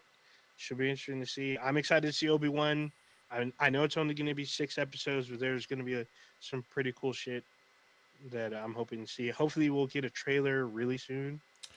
I don't know. Whoever's doing the scheduling for Disney Plus, they're fucking geniuses. Like, seriously. Like, they just keep, like, remember when Disney Plus first came out, people were just like, oh, I'm just going to get it for a month and just watch a show and then cancel it. They saw you coming. So now, what do you see every month now? A new something every month, something you want to watch. So, they especially for a Star Wars fan, Jesus. I mean, it's pretty much a new show every fucking month.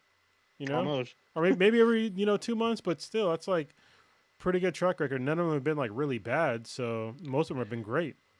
Yeah. So we know someone very personally that had the exact same sentiment you just talked about, and that'd be Prodigy on the show. He felt like Disney finessed him. I'm like, dude, you kept calling him out. Like, dude, if you don't like it, discontinue it. See what happens. See what your kids say. He never did. And he's super excited about the Book of Boba Fett. I've been talking to him a little bit. He is not even caught up. So I don't know if he's seen any of the crazy-ass memes about the last 3 episodes, but he's missed a lot of stuff, a lot of content. I know he's going to be excited this weekend because he said he's going to watch it over the weekend because this is supposed to be Valentine's Day weekend. So I think he'll have, like, a little bit of downtime away from the kids. To get to watch it. So not even with like the Star Wars stuff, like Disney Plus is definitely killing on the Marvel side of the house too, with like their shows. I mean, there's about 4 shows they released so far because we had WandaVision, Hawk, and let's say Bubba Gump, and what's that? We had the Winter Soldier and Falcon. We had the What If stories. We had Hawkeye, which We had released recently. We had Loki. We had Loki, which was really good. That's 5. Yeah, that's 5 shows they dropped, which were all really good. They've been alternating, so it's been like 1 month is a Star Wars show, and then like a couple months later is a Marvel show. So for instance, Book of Boba Fett, their season finale is today, and then next month we get Moon Knight. By the time Moon Knight ends, we'll have fucking Kenobi. Yeah, listen to the schedule, okay? So there's actually a movie on here that people should probably watch. So Free Guy comes to Disney Plus on February 23rd. It's a great movie. Really? Yeah, Free Guy is really Fox, good. I think. So good. So anyway, this is like their release schedule. So Moon Knight comes out. So Free Guy comes out on February 23rd. Moon Knight comes out on March 30th. You have Obi-Wan coming May 25th. There's a new Chippendales coming in spring this year. I didn't know that. A new Baymax show that's coming out. Miss Marvel drops summer. Andor is late summer. There's a new Enchanted 2 called Disenchanted. Comes out. Hocus Pocus 2 comes out later on this year.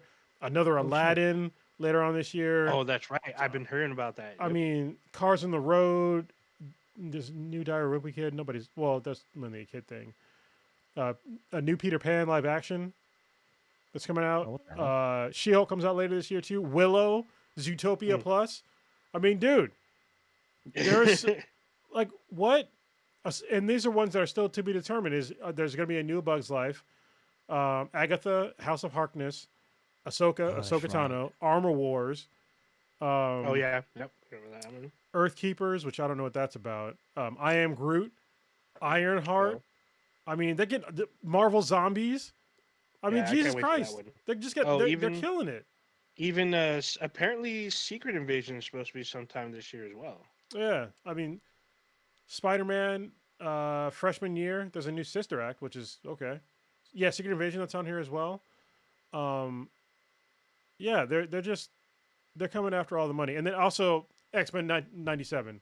So forgot about and Wakanda. So yeah, go ahead and cancel your little Disney Plus. You don't want to see any of these shows, I guess.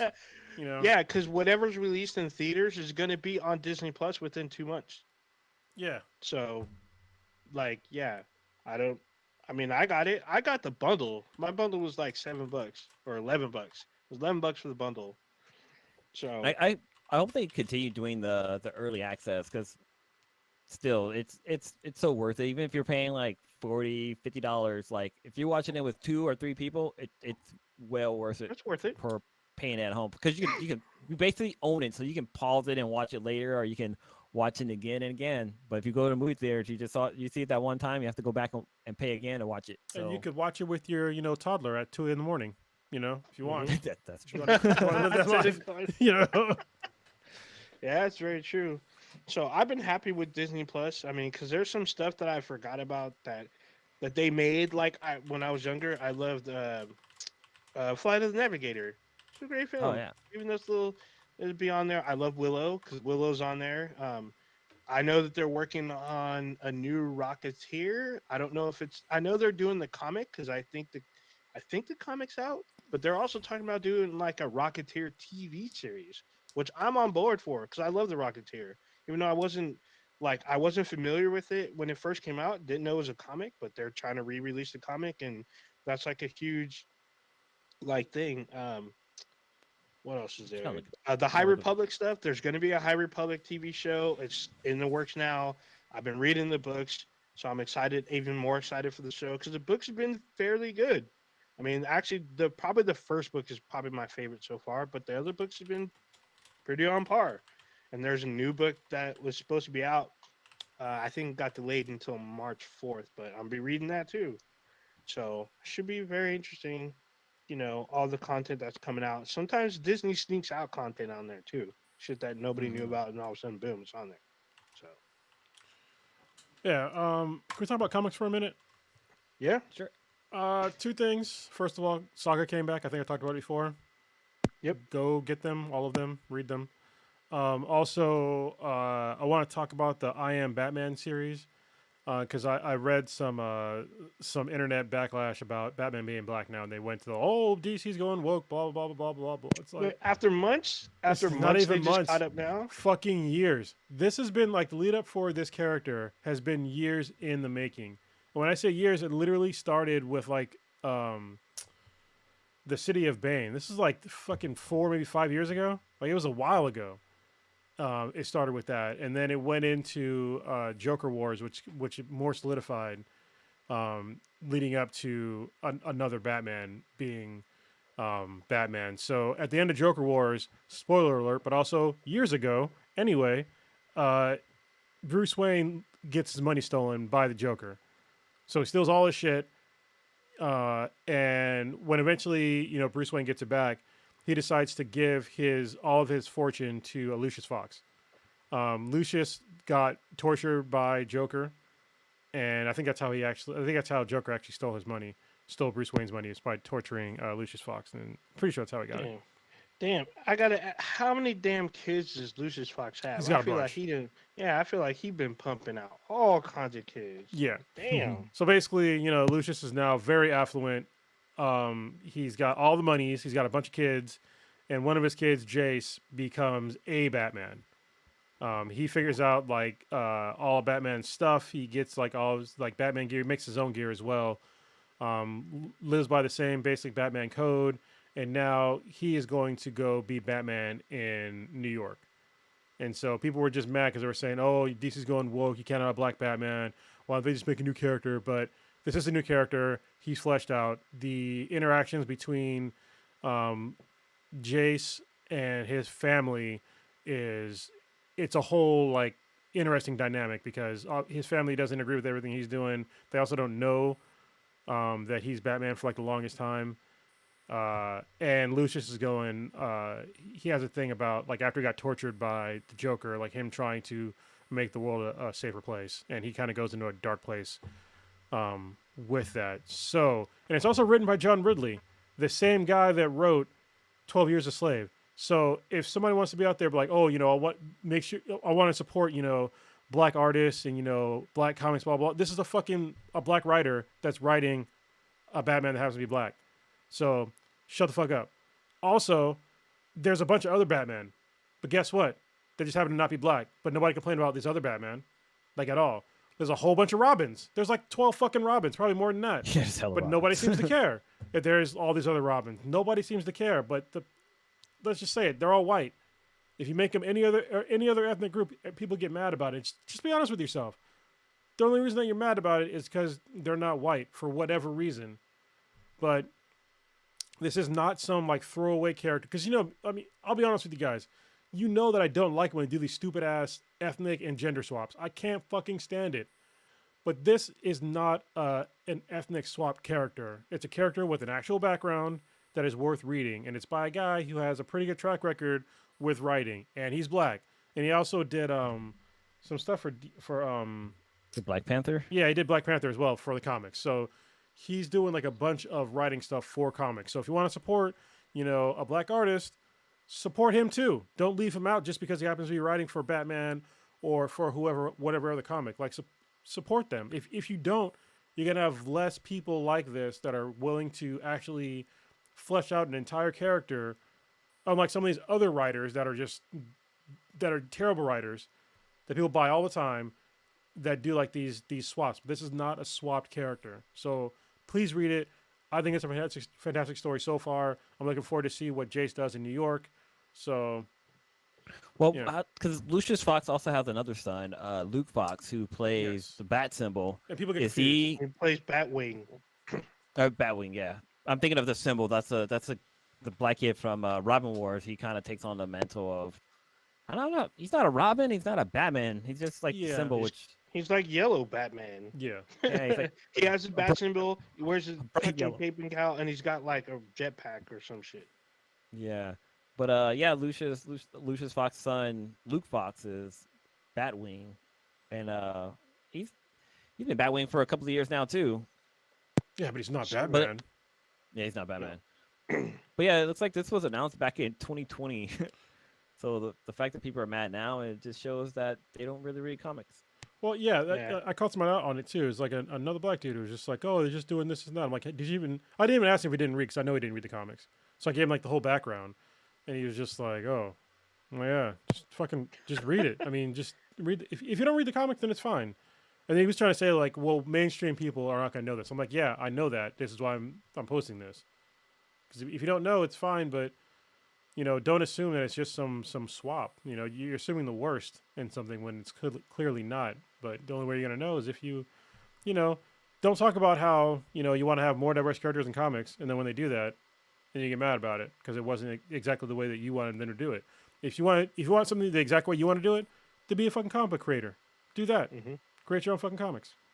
Or support the independent comics. There's a lot of writers out there that aren't big because they just don't have a name. Because the one thing that's kind of weird to me now is that even though they're kind of well named, they're still writing comics, but they're writing movies and TV shows. For instance, David S. Goyer,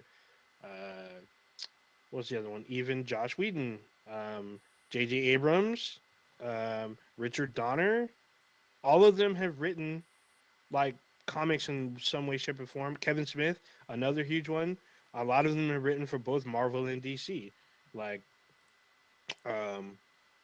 It'd be interesting to see, people support, writers and artists that are with Vertigo, Image.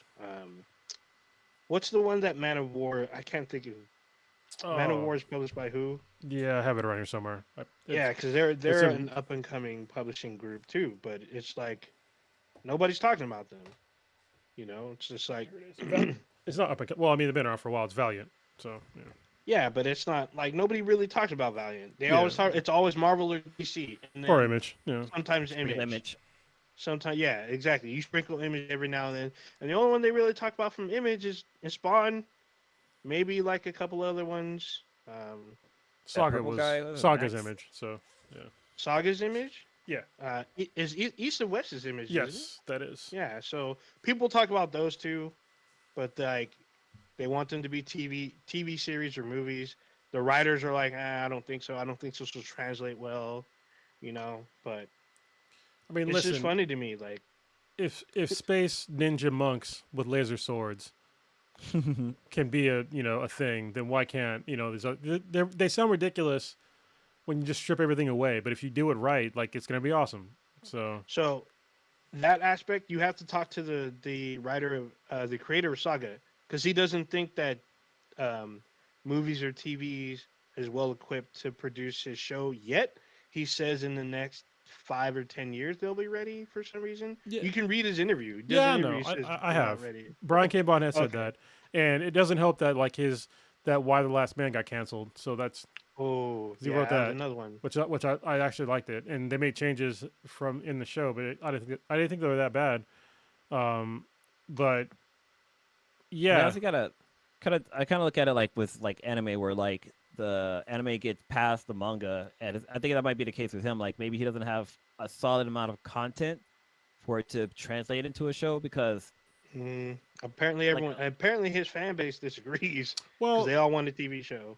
Well, we do, but at the same time, Blue's right. So I know that Brian K. Vaughan and Fiona Staples, she's the artist, which she does fantastic work. She's one of my favorite artists. She's right up there with Trad Moore, as far as comic book artist goes. They have a specific ending I think they want to get to, and given that they just had a 4 or 5 year hiatus for Saga, not having an ending to the comic and then starting the show, what if they go on a hiatus again, and then the show catches up? Then you would have a serious issue. Then you would hit the manga/anime problem. Yeah. Speaking of which, there's a show coming to Netflix, which has been another comic-based show, which everyone's been waiting for. They dropped character pictures for. I don't know the release date, but it's supposed to be this year, which will be Sandman. Oh, I know a lot of people are all about Sandman. The audiobooks apparently are amazing. Fantastic. But the TV show is going to be on Netflix this year. I think it's this summer sometime, but I'm not 100%. Yeah, I remember they were talking about that a while ago, that Sandman, the DC graphic novel, right? Yeah. graphic novel was coming to Netflix. But yeah, because yeah, I they don't show. remember if the release date or not. Yeah, they show. So Gwendolyn Christie, apparently she plays Lucifer on the show.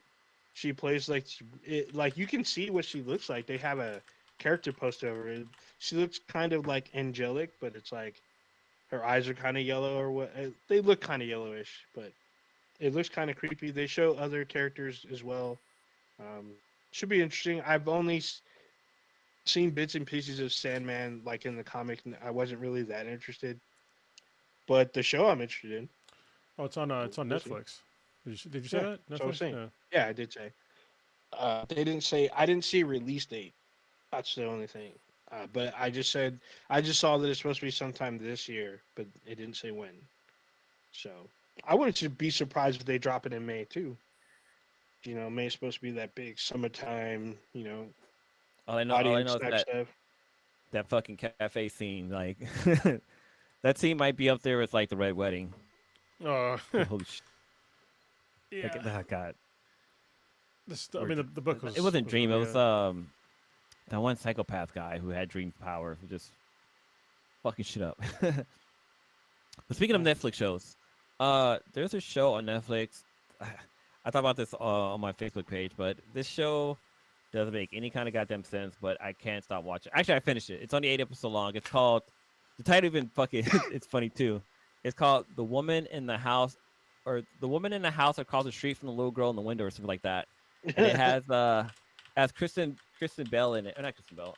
Yeah, Kristen Bell is in it, and she plays the mom who. So, if this might be a huge spoiler, but it's still, you were like, what the fuck? This doesn't make any goddamn sense. She's a mom who's afraid of the rain because her daughter died on a rainy day, and like she has like a crippling fear whenever it rains, and like it's just so fucking silly how like. I can tell you the whole name of the series. It's called The Woman in the House Across the Street from the Girl in the Window. Yeah. That's the original title was just called The Woman in the House. You could have just left it at that. Nah, they and it's so funny because like the opening title for the show, like it just shows like each little letter like one at a time, and it's like it's like hella long, but like it's like the whole it's about the first episode was like, just that. Yeah, basically just the intro. But like the way the daughter dies is fucked up. But like it's there's some shit that happens that's like what like she's an alcoholic. She's taking like medication to kind of help her with like her kind of depression, and like you can't mix like alcohol and these medications together because it'll make you hallucinate. But then like there's a murder that happened and she sees it and like nobody believes her, and it's fucking crazy, man. There's a puppet, like a ventriloquist dummy. There's like there's a pregnant lady. There's so much like random shit that's just thrown in here, but it all just kind of works out at the end, and like it's so fucking stupid, silly fun that it's like it's totally worth it. And like it's 8 episodes and it's only like about 30 minutes long, but like the sweetness is the one that got me into the show. She's all, Blue, come here, come watch this scene, like it's the scene where how the daughter dies. I'm like, who fucking does that? Like what the fuck? Like who it's just the first episode. I know, I think it's the second episode they go into it, and you're like, who fucking does that? Like, why would you do that for? It's fucking crazy, but it's definitely worth watching. I think right now it's like in Netflix top 10. I think it's like number 4 or something now. 10. But it was one for about a week or so. But like, yeah, and there's definitely gonna be a sequel to this. Like, definitely watch it to the end. There's definitely gonna be a fucking sequel, and I'm here for it. Yeah, it was weird because like Netflix was promoting the show, but it wasn't showing a trailer. They were showing behind the scenes because they show how they filmed during COVID. So like the director is like nowhere near her, but he's giving her direction from like Zoom or some shit. It was super weird. So she had to perform instead of like, you know, because the director is like, he's like not even there or whatever, but he's like directing her through like a chair, like what we're doing now. At least what they show. I mean, I guess there's some times where he does show up, but it's super weird. So they talk about the challenges about filming it during COVID. There's this one thing where Kristen Bell character, she's trying to find more information about a guy. So she basically creates a thirst trap Instagram account, and she just called it like super sexy Anna. It's like super basic name, but we do get to see her in lingerie, which is kind of hot. I mean, not gonna lie. She's an attractive woman, I'll say. She definitely is. She's an American sweetheart. But overall, yeah, definitely check out the show. It's worth watching. It's an easy power through. It's an easy binge. Cool. Yeah, I still recommend. It was number one for like a couple of weeks, but now it's like 9 or 10, which was Arcade 81, which I talked about a couple weeks ago. I'm not gonna go back into it, but I highly recommend it. It's still in the top 10 for a reason, because it's that good. There you go. And I think it's based off of a book, I believe. I'm trying to see. Oh, well, there was a film in 2021. Oh, it might be a remake. Is it a like foreign version or like a non-American version? On here it says not to be confused with, so it's not even related to it. Oh, well, never mind then. Still, I did want to check it out, but I didn't know anyone that watched it. Now that you watched it, your recommendations have been pretty fire so far. So yeah, man. I didn't realize the episodes are only 30 minutes. Yeah, they're pretty short. They're like 30, 35 minutes, like nothing. They're not that long. Yeah, it's weird because watching the little behind the scenes or whatever they were doing, it felt like it was a movie, or they kind of presented it as if it was a movie. So I was like, oh, is this some weird ass movie? But it's a series, quick binge. Sure, I can add it to the list, but I'm already behind on a bunch of stuff. So Dude, there's like strippers involved in the show. Yeah, but when a stripper's not involved, Well, in this show, it's a little bit different. But oh well, Cronus kind of stepped away for those of you who are not watching live or watching the video. But we're gonna have to wait to talk about. Did you catch up on Attack on Titan? Because I did. Oh yeah. Well, I didn't watch. Yeah, I watched this weekend's episode too. Yeah, I was gonna say we'll wait. I watched two episodes of one, so I was like, I waited. Excuse me, 2 weeks, and then I was like, oh, I can watch both of these, so I get an hour's worth of Attack on Titan. But we'll wait for him to come back. Yeah, I was super kind of. I wonder if he's caught up on Boba Fett. I haven't seen today's episode. I doubt it. Oh, today's episode.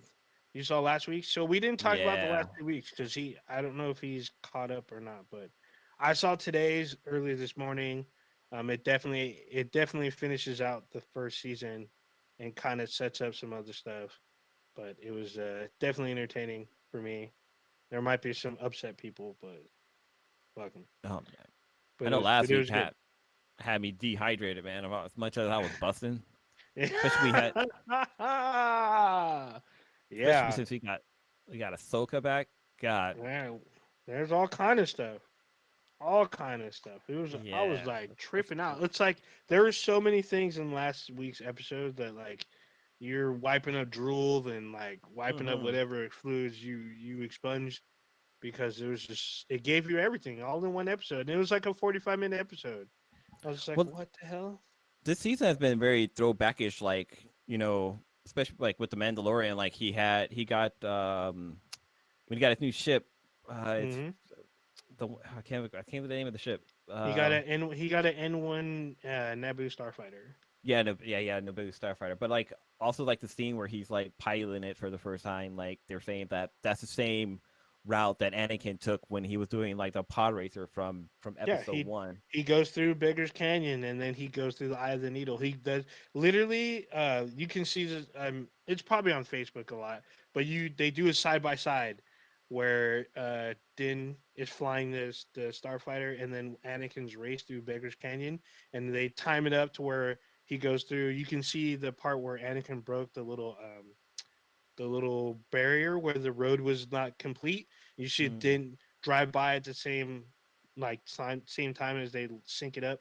It's actually pretty cool. And then he flies through the Eye of the Needle and whatnot. It's actually pretty good. And then at the very end, you see a Womp Rat where Luke was talking about he was, blasting Womp Rats in his T-16. It was pretty great. Well, like homegirl that was working on the on the Starfighter. She was attacked by Womp Rat, right? Didn't it like grab her and was like Tried to basically trying to pull. take her Yeah, away? try to chew on her, and he saves her. He like blasts it. He's all tap, double tap, pop, pop. It's pretty awesome. I like So how resourceful those the what's them guys are. the Jawas, yeah, Yeah, the Jawas. Like, if you want it, they can find it and they'll get it for you. No yeah. He's question all. asked. It's hella funny because he's all. We're in the desert. How the hell they find that stuff? She's all. Do you really want the answer to that question? All you need to know is they get you what you want. That's all Well, you then like need. she did ask them like she spoke the language or whatever, and it's like, oh yeah, they stole it off of this one that was parked like outside of the driveway. Like, these guys are like Super they, thieving. yeah, that like I'm pretty sure that they left that thing on fucking like on cinder blocks, just missing parts out there Oh sitting like yeah. catalytic converters and shit. It's so funny because they're so small, but they strip stuff down so quick and fast, and then they're out. They're out in this big ass sand crawler. I was like, damn, that's hella crazy. Dude, one of my favorite things about Star Wars Episode 7, The Force Awakens, was the Millennium flying scene, like when they had it like flying through the canyons and through the the blown up Death Star and stuff like that. Like that shit was fucking dope to me. Like that was Oh, my favorite thing about that. that was definitely a highlight because that was a good fucking scene. I was like, oh, It I mean, it was. is a little reminiscent of like Return of the Jedi when they're in the Death Star, but it just gives you, it kind of puts you back there. It's like, oh, they're being chased through this intricate like, subsystem, but it's like it's like junk. It's like a Mm-hmm. crashed ship, but the inside still looks like a station or whatnot. Everything's all But blown like up. That's a good scene. I watched it the I other think day. I'm like, damn, this scene is pretty good. I just even just visually, because like we usually see the Millennium Falcon like in space, but for it to be like on a planet where there's like kind of gravity, Are it you kind of hold like on? I'm sorry. Are you add talking a about little bit today's to it. episode? Oh No, no, we're talking about Star Wars Episode 7. Oh, Force We Awakens. all right. Force Awakens, but we've been touching on the Book of Boba Fett. Are you caught up or have you seen? I Did haven't you watched see last today's. I week's? watched last week's. Yeah. No. Okay, so you saw. Actually, we didn't talk about the last 2 weeks where like everyone kept complaining that the show got hijacked. I mean, it's the Mando show, so I'm not complaining. Yeah, basically. There's a lot of people complaining like, "Oh, this is supposed to be the big Book of Boba Fett, not the Book of Mandalorian." I'm like, well, to me, I felt That is like the it was way. it was a crossover episode. Like they're within the same universe. They met, on other shows. I don't see the issue with those other characters coming onto this show, and like even setting up the future of this show plus the other two shows that are going to be coming or Well, that are coming up. I mean, I mean, obviously, I did not really care that it was the Mando show for the past 2 episodes, but I think the main thing is that if you're like a true hardcore like Star Wars fan, a lot of people had like a lot of people liked Boba Fett, even though there was really no reason to really like Boba Fett if you really watch Star Wars, because he barely did anything in Star Wars. But he was a Mhm. bounty hunter, and everybody thinks the bounty hunters are cool. And he definitely had some cool stuff on him, but he got his ass kicked by like some barely out of Padawan ship guy. So, you know, but I think it's what people were looking forward to is seeing like that character fleshed out more. So when you get these back to back to back episodes of like really fleshing out the background of this character, what happened after the Sarlacc pit, and then him meeting up with Fennec Shand and all these other things. Like you get all these really good, finally over like decades, good information on who is Boba Fett, and then you get 2 episodes of Mando. So I understand from that aspect where people get Yeah. kind of angry, but I mean for real, like the episodes with Mando, there weren't bad episodes, but at the same time, I understand that you want more Boba Fett. I'm sure we're gonna get more Boba Fett on this episode, or at least a combination of the two, of Boba Fett and the Mandalorian. So I think, or maybe just call him Din Djarin or whatever his name is. But Yeah, I mean, it's still been great. Like just people are complaining about literally having too much Star Wars shit. Could you imagine explaining to some kid in like the 1980s? I don't know, like me, that someday people are going to complain about having too much Star Wars shit to watch. Yeah, I mean, especially after 1983, everyone thought there was never going to be any more Star Wars ever. Yeah. There was no more Star Wars, and it took from 83 to 1999 for a new Star Wars like film. Don't get me wrong, there was content, but it's all books and games. and not everybody reached. Yeah, and some holiday specials. Let's some holiday specials too that we could not talk about. And some prequels. Special. Yeah, yeah. Well, no. Well, I mean, the holiday special the holiday special actually introduces Boba Fett. That's the first time he's on screen, which is right before Episode 5. After Star Wars Return of the Jedi, there was 2. Yeah, he's the first. That's the first time he's on screen. Is the Christmas special. Then after that, there's the 2 Ewok like TV films, which are on Disney Plus. You can watch them on Disney Plus now. And then there was nothing after that. Nothing for like literally 15 years or more. And then when you finally get the new stuff, like people kind of lost their minds, but then they're super critical. So it started a whole new wave of like toxic fandom, I guess. So, but then we got Star Wars, and when it ended in 2005, we thought, oh well, there's no more Star Wars, because George Lucas doesn't want to make anymore, or he doesn't plan on making anymore, and then he sold it, and then we got 3 more. And now we got TV shows, and we got more on the way. So it's a lot of stuff that we never thought was ever going to happen, and we're getting all kinds of it. So the battle for Endor. Mm-hmm. That was an interesting little one. All right. Anywhere else we want to go tonight? I just want to say we got to see Luke and Ahsoka in the same frame for the first time. Oh, yes. Which was amazing.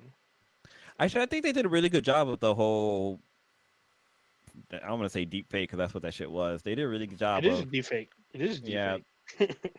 Because last time there was that Hidden Valley Canyon thing or whatever, where like the mouth and lips just look fucking weird. The Hidden Valley Canyon, the Uncanny Valley. We ain't talking about ranch dressing, goddammit.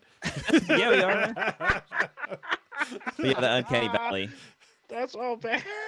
But no, like the way Luke, whenever he spoke, like you could tell like this, it was like CGI or whatever. But like, and I think in this episode they kind of the workaround from that, they kind of didn't show him speak too much. And when he did speak, it kind of was kind of off camera. Yeah, when he wasn't talking, I was like, that's a really good body double. But when he started talking, Ken pointed it out, like you can tell when he's talking. Like we're not quite there with talking, but like the face alone, the facial expressions, god damn, look just like him. Did Luke, not Luke, what's his name? Mark Hamill, did he reprise his role doing the voice work, or no? He sounds way different. He didn't. Yeah, the voice is different because they said it was AI generated. What? I was like, what? Yeah, it's AI. Apparently, it was an AI generated voice. Christ. They literally posted a little snippet of what they did for the voice, and I was like, what the hell? Is that like what was that guy who lost his voice? Oh, Roger Ebert? Yeah, is that like a Roger Ebert thing? Oh, maybe way more advanced. No, wait, it wasn't. It was Val more Kilmer. advanced. It was Val Kilmer. For his documentary he made, like he couldn't talk anymore, and so they used snippet of his voice and basically made him do the commentary for his documentary. Wow. Yeah, it's probably like a different version because I mean Mark Hamill's still alive. They could have had him record it and just edit it, but apparently they have enough dialogue of him that they are able to like play with it through whatever AI that they use to generate it. You can read about it on, I think, Lucasfilm's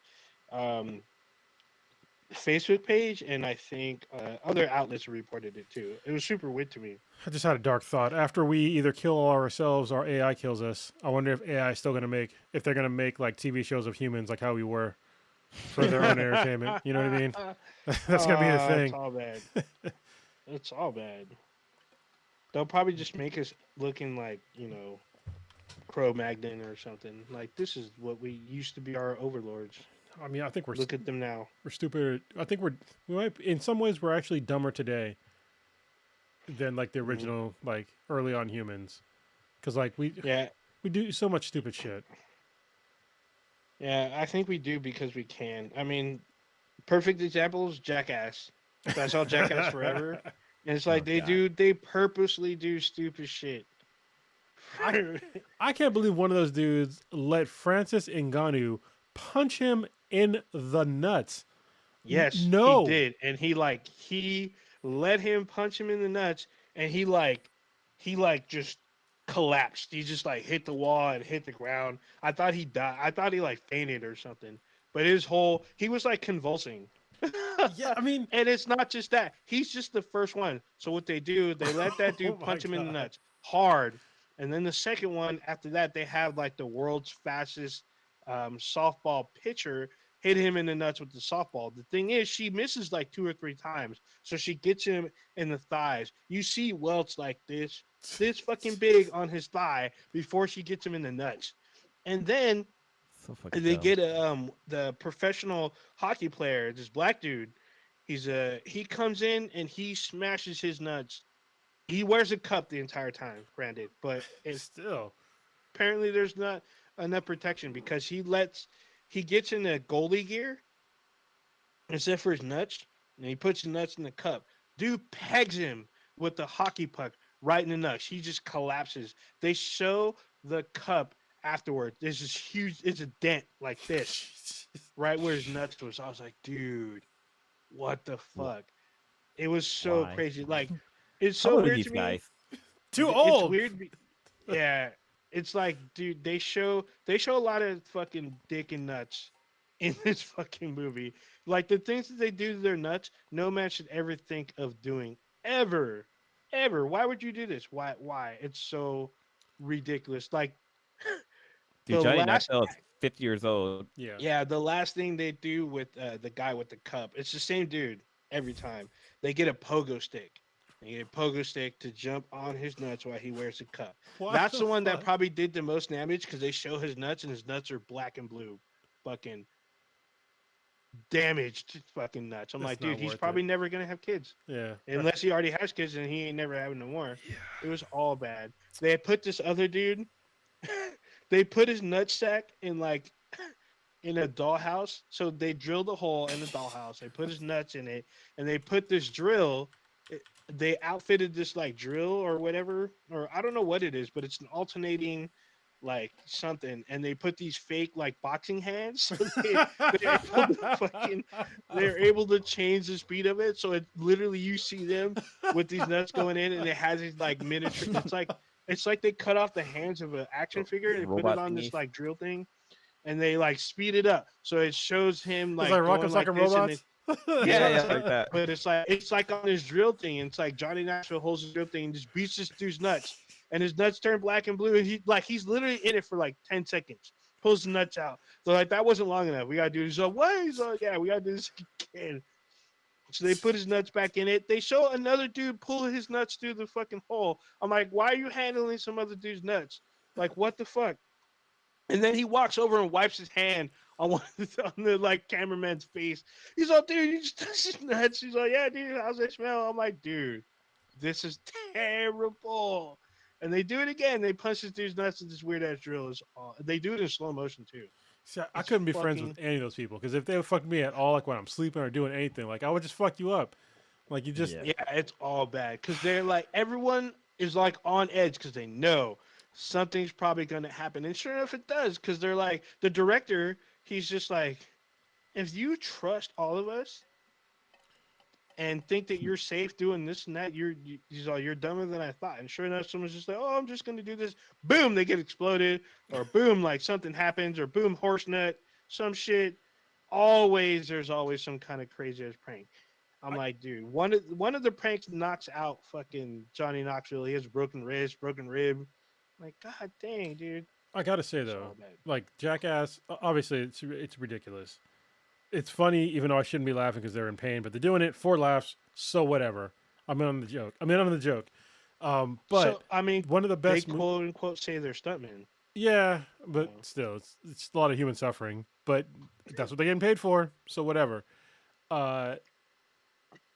Jackass 3D is the greatest 3D movie of all fucking time. I've said it many times on this podcast. They need to re-release it in 3D in the theaters because they released it on home video, but it was in the shitty ass like red and blue fucking 3D. Oh, I watched Jackass 3 in the theaters and I almost had a fucking seizure in the first 15 fucking seconds. Because it was so much like some graffiti shit was not graffiti. What do you call it? Oh, what was the name of that shit? I like can't silly remember. string type shit. No, not silly string. Like God damn, I seriously can't remember the name of it. Is it confetti? Like confetti. There we go. It was like little pieces of paper, like a fucking idiot. It was like at the very beginning, it's like a bunch of confetti, and it was just like, dude, there was so much shit going on the screen right now. My brain was just like, this is too much, and that was just the beginning. And there's like a bunch of other shit that was just like crazy 3D effects that were like really, really good. So the beginning of Jackass Forever is not in 3D, but the same concept. There's a bunch of shit happening all at once on the screen, and it's literally, it's a fucking dick monster. They put like this fucking, Well, don't spoil the whole movie. Hold on, I think you're spoiling like a lot of the movie that just came out. Oh no, there's a shit ton of shit that happens in this fucking. I mean, but still, didn't it just come out? Yeah, it came out like a week and a half ago. That'd be like spoiling like like a normal movie. There's so much shit that happens in this movie. It's ridiculous, and there's a lot of known faces that show up. So, I've only talked about like 2. This would be the 3rd one, but the beginning of the film is a lot of shit happening. It's crazy. I was like, there's a lot of shit happening for this like opening sequence. It's fucking crazy. Yeah, I mean, yeah, it's funny, but man, those guys, they put their bodies on the line for like just stupidity. Yeah. But also they're getting paid. Also they're getting paid more than me, so maybe not that stupid. Whatever. Maybe. The youngest person on the team is at least out of the 3 top people, like out of Bam, Steve-O, and Johnny Knoxville. Bam is 42, while Steve-O is 47. Well, Bam isn't in the movie. Yeah. Well, it listed him on it. Yeah, he probably filmed some stuff, but they kicked him off because he couldn't stay sober. So. I know Steve-O had a drinking problem. Yeah, but Steve-O went clean, and he's in the movie a lot. Steve-O had more than a drinking problem. Yeah, he had a drugs problem, problem, or he had a vice problem. I feel bad because they're old, and I'm like, dude, this is probably gonna take you longer to recover, or you may not survive some of this shit that you're doing, but they do. So it's a wild fucking movie, just like the other ones. I feel like there's more people this time around, but yeah, it's like I guess they have some new blood in there. Cause I see Eric Andrews is on there. Oh, Eric Andre, yeah, he's in the trailer though. You pretty much see what happens in the trailer, so it's still pretty funny. A lot of shit happens. A lot of shit that I was like, this should never be in the thought process of any grown man. That's my semi-spoilery Jackass Forever review. Would you like to wrap it up? Sure, we can wrap it up. Blue, take us into the wrap process. All right, fellas. Let's go with Ninja. What you got? Crackling, populating into the next episode. Hold on, for everybody that's listening, just understand what just happened. I asked Old Ninja, want to wrap it up? Then Old Ninja said, Blue, you want to wrap it up? Then Blue goes, Old Ninja, why don't you start? We just did that. That just happened on this podcast. It did.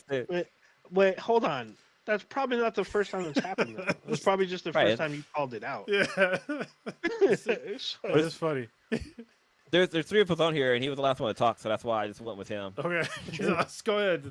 Proceed.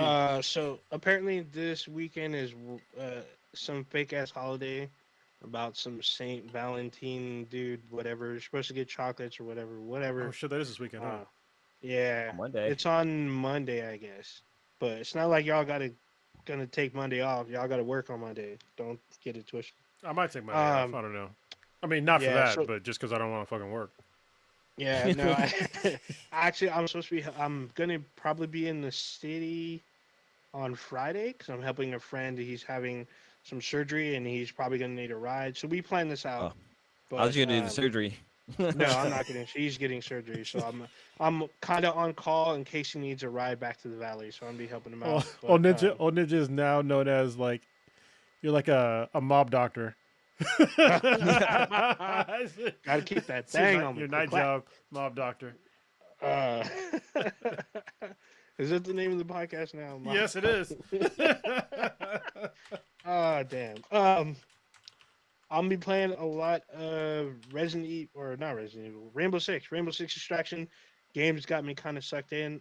Even though I'm still playing, I went back to Mass Effect.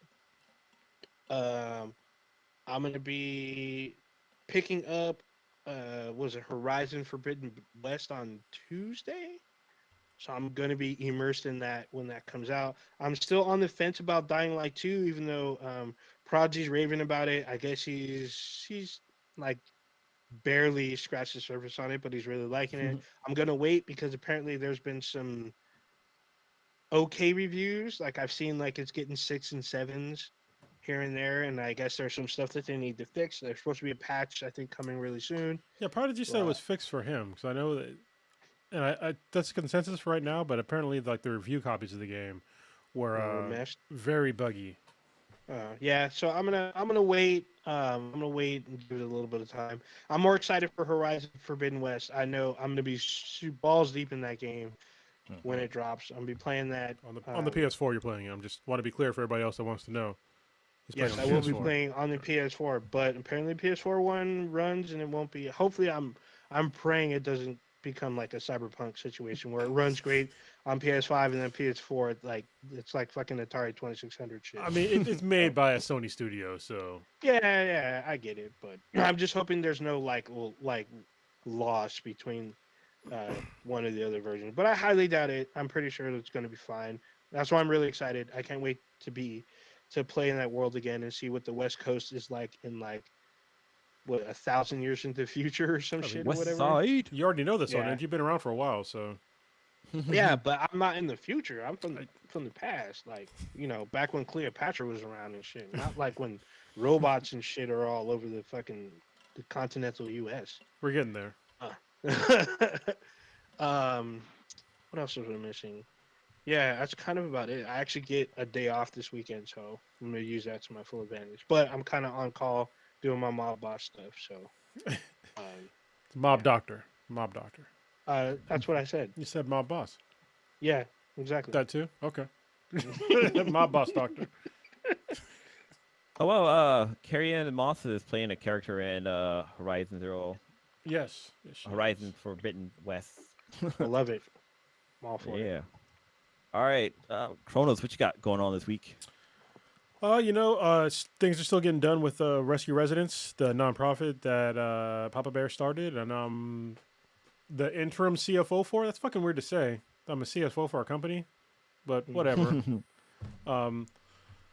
Yeah, we're getting stuff done. We're gonna, I believe Matt from Pre-Recorded Live is picking up the ambulance this weekend, so that's pretty exciting for us. We had some cool meetings with a business mentor this week. We also had a board meeting last week, which is pretty cool.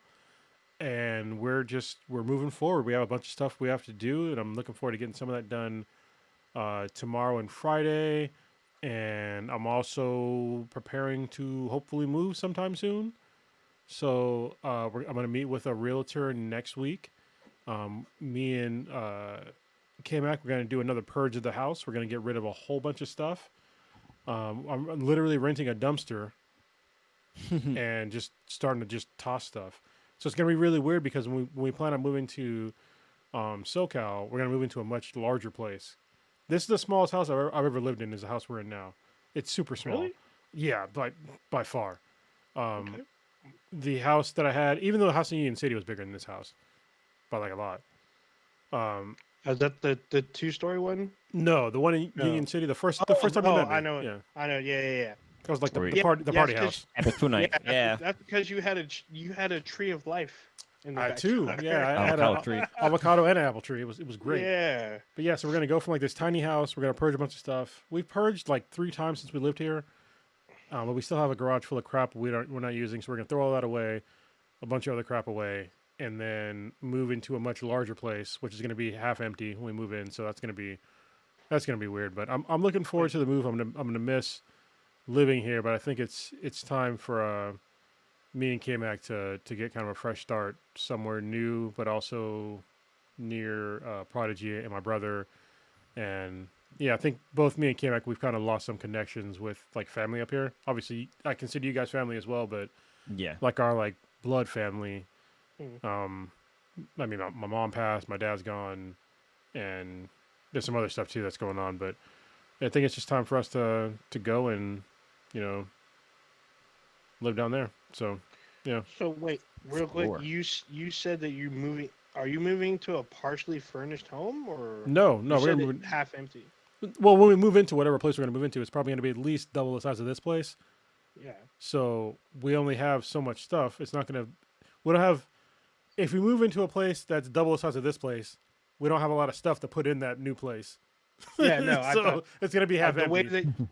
The way that you said it, I thought you said we're gonna move into a place that is half empty. So I thought you were moving to a partially furnished. No. To specify, I'm gonna move into a place and it's gonna be half empty with our stuff. Okay, yeah, that's what the part. That's why I was confused. I was like, wait, is this partially furnished? Because like, I've seen homes in Texas that were like fully furnished except for like one room, which is weird. But it was like, it had like everything, like even rugs. There's like rugs and shit. I'm like, what the fuck? You gonna move in? Is this somebody else's stuff? They're like, no, this is like the stuff. I guess the realtor. I don't know if the previous family left or if they like it just came with the house. I'm just like, what? Yeah, some people do that. Like they leave stuff behind. I'm just like, no, you can let that go. Like, get it all out of here. Goodbye. Well, like there's what like when I went to this first time home buyer program, they were talking about like blinds and curtains for your window. Like a lot of times people take that shit with them, even though like most likely that stuff is gonna fit their new home. I mean, unless it's curtains, it's pretty universal. But like blinds and stuff, like they'll take that shit with them. It's like, dude, like, oh, you could have just left that. Like, it's kind of a dick move. Yeah, I'd leave all my stuff behind because, I mean, window furnishings, leave those behind, but like other stuff, anything, well, in like appliances, maybe like as far as like the refrigerator and stuff goes, like leave those. Most people leave those behind. Washing dryers, people take because those things are fucking expensive. Yeah, I mean, so are refrigerators too, though. I mean, yeah, true. All of them are expensive. Yeah. So anyway, there's one thing that came up that says like you should leave like TV mounts at the house that you're moving out of. That's a 50-50 for me because like, dude, if you put that up yourself, I'm gonna be like, dude, I know how to put this up. The second time through should be easier. I'm taking what's mine. Well, yeah, I thought that was really weird too. But then again, it's like, I guess if you patch up the holes and the next person tried to mount it and they kind of like. I'm pretty sure the people who fill in the holes aren't filling it correctly. So when the person goes to mount their TV, they might be slightly in the new hole and slightly create a new hole, so the hole's actually bigger, and that shit ends up fucking falling off because it ends up stripping the wood or whatever. But that's just some shit that came up. I was just thinking about it because, like, in the Infinity base, so this is technically a shed, and the 2x4s are not spaced out the same spacing as like a house, so like they're way wider. And so if somebody like went to go mount a TV in this, they would be very confused on like how to mount it because the 2x4s are not where you expected them to be. So actually, my thing is where the 2x4s are, I have to like put 2x4s like in between it, like long 2x4s to like make like an actual like. So you like it's like a mount. It's like a mount. You put 2x4s into the wall. Did you mount the mount onto the 2x4s? And I'll probably leave that up, but actually maybe I might leave the mount too. I could buy a new mount. I don't really care. But yeah, all the other mounts I have in my house, I only have one other mount in the house. I'll probably take that with me. But yeah, I mean, I guess it would be sort of normal to leave like mounts because you just buy new ones. Yeah, and the house we bought, like when we did the tour, there were the TV mounts on the wall, and they took that shit with them. But like you could see exactly where the holes were. And like I try to stay away from them because I didn't want to like drill into the holes and my shit ended up slipping off the wall and falling or some shit. Yeah, because you never know like how sturdy it is if they're in. Well, you can check if they're in 2x4s, but because a lot of people they do like their mounts like not in 2x4s. Don't do that. If you use like wall anchors. Wall anchors, yeah, don't do that. Like, do you trust like a $5 wall anchor to your $1,000 TV? Yeah. Like no, like trust a 2x4. Like the 2x4, will hold your shit. Like drywalls are not designed to hold that sort of weight, even with those crazy anchor mounts or whatever. Is that all you got going off this weekend? Yeah. What do you got, Blue? Oh, actually, no. Hold on. This week? Planet of the Younger. Oh, sorry. SF Beer Week starts. Oh, that's right. This weekend. This Friday. Yeah. Well, technically Friday, but I'm not going to do. any real events, I know the Bistro has a double IPA fest, which is like literally down the street from both me and Blue. I just bought the what the winners are. You can buy a pack for like $100, so I did that, and I'll pick it up in late February. They have the younger that's going to get served there on Saturday. Plenty of the younger is going to get served there on Saturday. But I know they're also going to have it next week, probably on Thursday. So I might just take all next week off just to see like when they're going to have the younger. Yes, I'll take a whole week off of work just for the younger. I don't give a fuck. But I really want to get PTO or not? Yeah. Well, I got plenty of PTO. I've got too much PTO. Seriously, I have like over 300 hours of PTO, so I'm good. So yeah, I'll probably do that. But yeah, I'm not going to do like my normal SF Weird thing because of COVID still. Next year, I'll probably do it. This year, just timing's bad. Omicron's almost done, but it's not done enough for me. But I'm going to get back to real life, probably jiu-jitsu later on this month. So I'm looking forward to that. I got to talk to Kamek about it. But yeah, I need to get back to trying to kill people again. Yeah. Oh, before Blue gets on, are y'all going to watch the Super Bowl this Sunday? I was going to bring that up. So I was going to say, I'm mainly looking forward to the Super Bowl halftime show because we got Dr. Dre, Eminem, Snoop Dogg, Mary J. Blige. I think Kendrick Lamar is going to be up in there. Maybe some other folks going to be in there There'll too. be some guests. There'll be some special guests. Yeah, I'm looking forward to this. Just I'm some old school rap songs. I got to be that guy. It's hard for me to watch the Super Bowl, to watch the NFL. No, it's really hard. This is my opinion. You guys can have a differing opinion. I'm not going to be offended at all.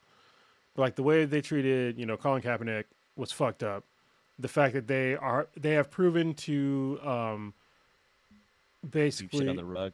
Yeah, not even just sweep shit under the rug, but like literally suppress potential black coaches has been a serious issue.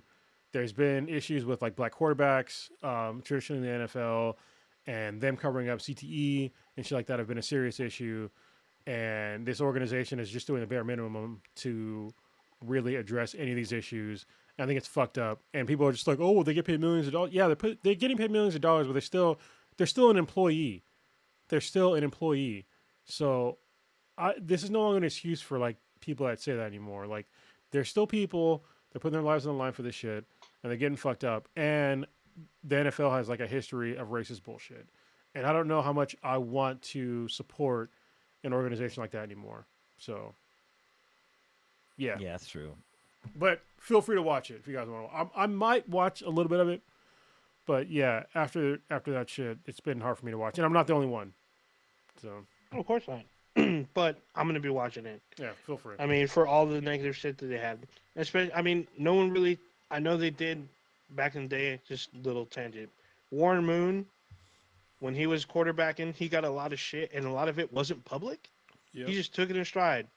He just kept it going. He had a lot of shit happen to him off the field and in the locker room, but he still went in and did what he needed to do.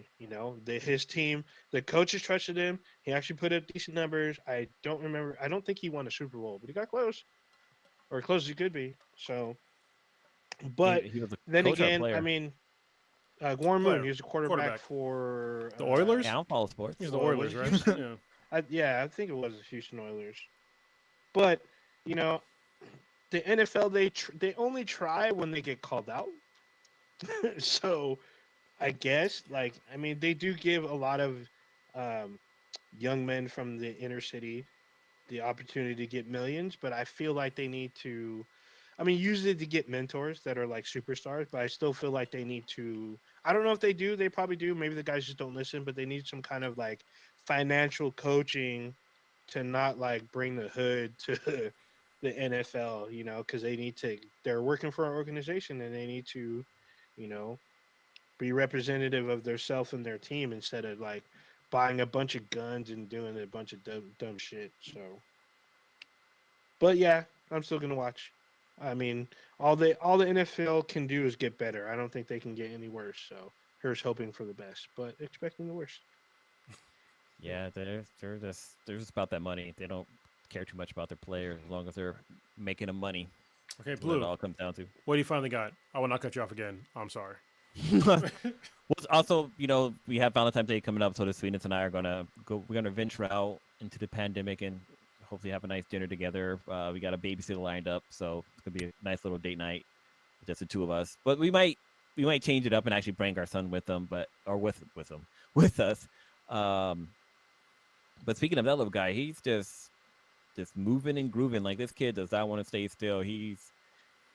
If he could be outside of his playpen, he will be outside of his playpen. And if you're not holding him while he walks, he's gonna try to force you to hold his hand so he can walk around. Like, he loves fucking walking around. But like, if you get him on like crawling, but I would say he goes from like two wheel drive to 4-wheel drive. Once he's in 4-wheel drive, that kid is just all over the place. And it's just cool to see how he's growing and like how he's learning things. And like the other day, he went to touch the heater, and I told him no, and I kind of said it like kind of loud, but it freaked him out. Like, it was the first time I ever made him cry, which was kind of sad, but like, he was about to touch a heater, and I didn't want him to touch a heater. And like, he's at the age where he can start to understand things like that. Like, he understands like no, and like there's kind of consequences to things, but like he can't like process it all together. But it's just fun watching him grow, and he's just super happy baby. And like he's kind of understanding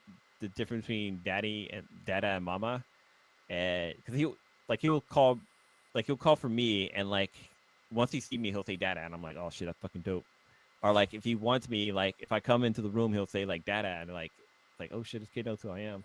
But he also does the same for Nancy when he says mama. So it's amazing. It's fascinating, this little guy. But I'm like, I think we are like about 34 days until he's 1, which is kind of crazy. So we're kind of planning out his birthday. We don't really know what we're doing, but we got like decorations and stuff. But yeah, I can't believe he's gonna be 1 soon. Time flies, man. It keeps getting faster. That's why people smoke weed. I'm just saying, it slows it down for you. Damn. I think about doing a little something after the podcast. Yeah. I almost cut into Blue's thing. He's like, oh, we're gonna take him with us. I'm like, you going to the movies, Blue? You okay? No. It's like, only if it's after 10 o'clock. I prefer to watch a movie at home. Yeah, I do too, because it's nice to drink, have popcorn, and not worry about driving home. Exactly. Yeah, just watch your bed. You don't have to worry about like people talking in the movie. Only person you got to worry about talking about the movie is your significant other asking you questions about like what's happening. So when you tell them to shut the fuck, I'm just kidding. Don't do that. You get fucked up in your own home. He's all, I didn't told you once already. Oh, but also like I'm watching Attack on Titans, which is fucking great. I think that series is coming up to wrap soon. It's people getting fucked up. Demon Slayer they're doing the whole Mugen Train. Well, at least where I'm at, they're doing the Mugen Train. I don't know if they've picked up a new arc, but it's just that anime is gangbusters, so much fun. But there's another anime I started watching. There's a Chinese show that's on YouTube called it's called, oh fuck, I can't remember what it's called, but it's basically about this girl who she's riding on the bus and the bus explodes, but then all of a sudden she wakes up and it's like a few minutes before the explosion, and like she's like freaking out because it's almost like Final Destination / Deja Vu. So it's like she basically keeps repeating the same thing over and over, and she's trying to stop everything from happening. And like it's interesting because it's in Chinese and like they have English subtitles, but the English subtitles go so fucking fast. Like I have to like pause it so I can read it so I can for the next, because it seriously goes by so fast. Let me see what it's called. I want to say it's not Erase. So it's on YouTube. It's like go ahead, look it up. I'll film it for you. Look it up. All right, I'm looking up. There's another show that's called All of Us Are Dead, I think it's called. Oh yeah.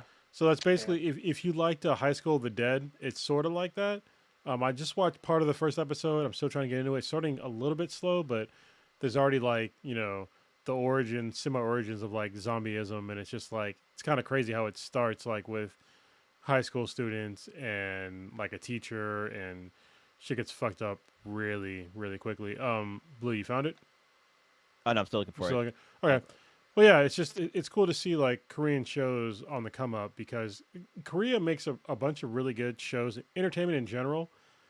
because I think they've been really influenced by American culture. So I think that it's really easy for us as an American society to like reabsorb like American influenced themes back into American culture. So that's why it's been really cool to see, Squid Game be so popular in America, and now this show, All of Us Are Dead. It's sort of a similar thing. Oh, don't forget Parasite. Yeah, Parasite. Isn't there another Korean film that's nominated for Best Picture? Forget what the fuck it was. Not there was another one too. Yeah, there's been a few. And obviously Korea has they have really good entertainment. And K-pop has been great. That's also a huge throwback to if you watch K-pop, it's like throwbacks to 90s R&B. Yeah. So that's what's really cool. You found it now? Extremely well choreographed. Yes, I did. So it's called Reset.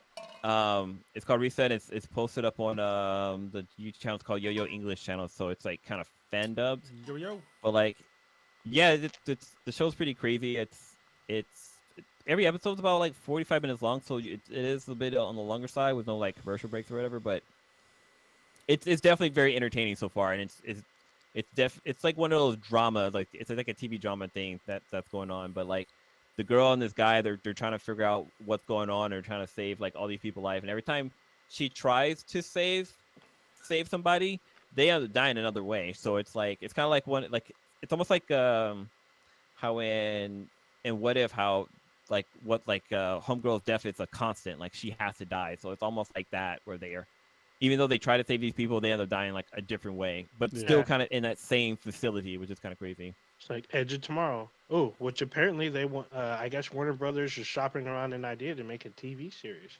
I really like Edge of Tomorrow. I've seen that movie a lot. Bless you. You like that? It's my ventriloquy. Oh, now y'all got COVID. Sorry, you're getting it. I'm just saying. Yep. Again. All right. I definitely don't want. I definitely do not want that again. That was not fun. Oh, Ninja, why don't you take us out? I was gonna say, do you know which version of COVID did you have? Because no, I didn't. So I just did the test, and it just said positive or negative. It doesn't give you. It doesn't tell you if it indicates which one you got. You did the home test? So, yeah, I did a home test, and I did 2 separate home tests from 2 separate manufacturers.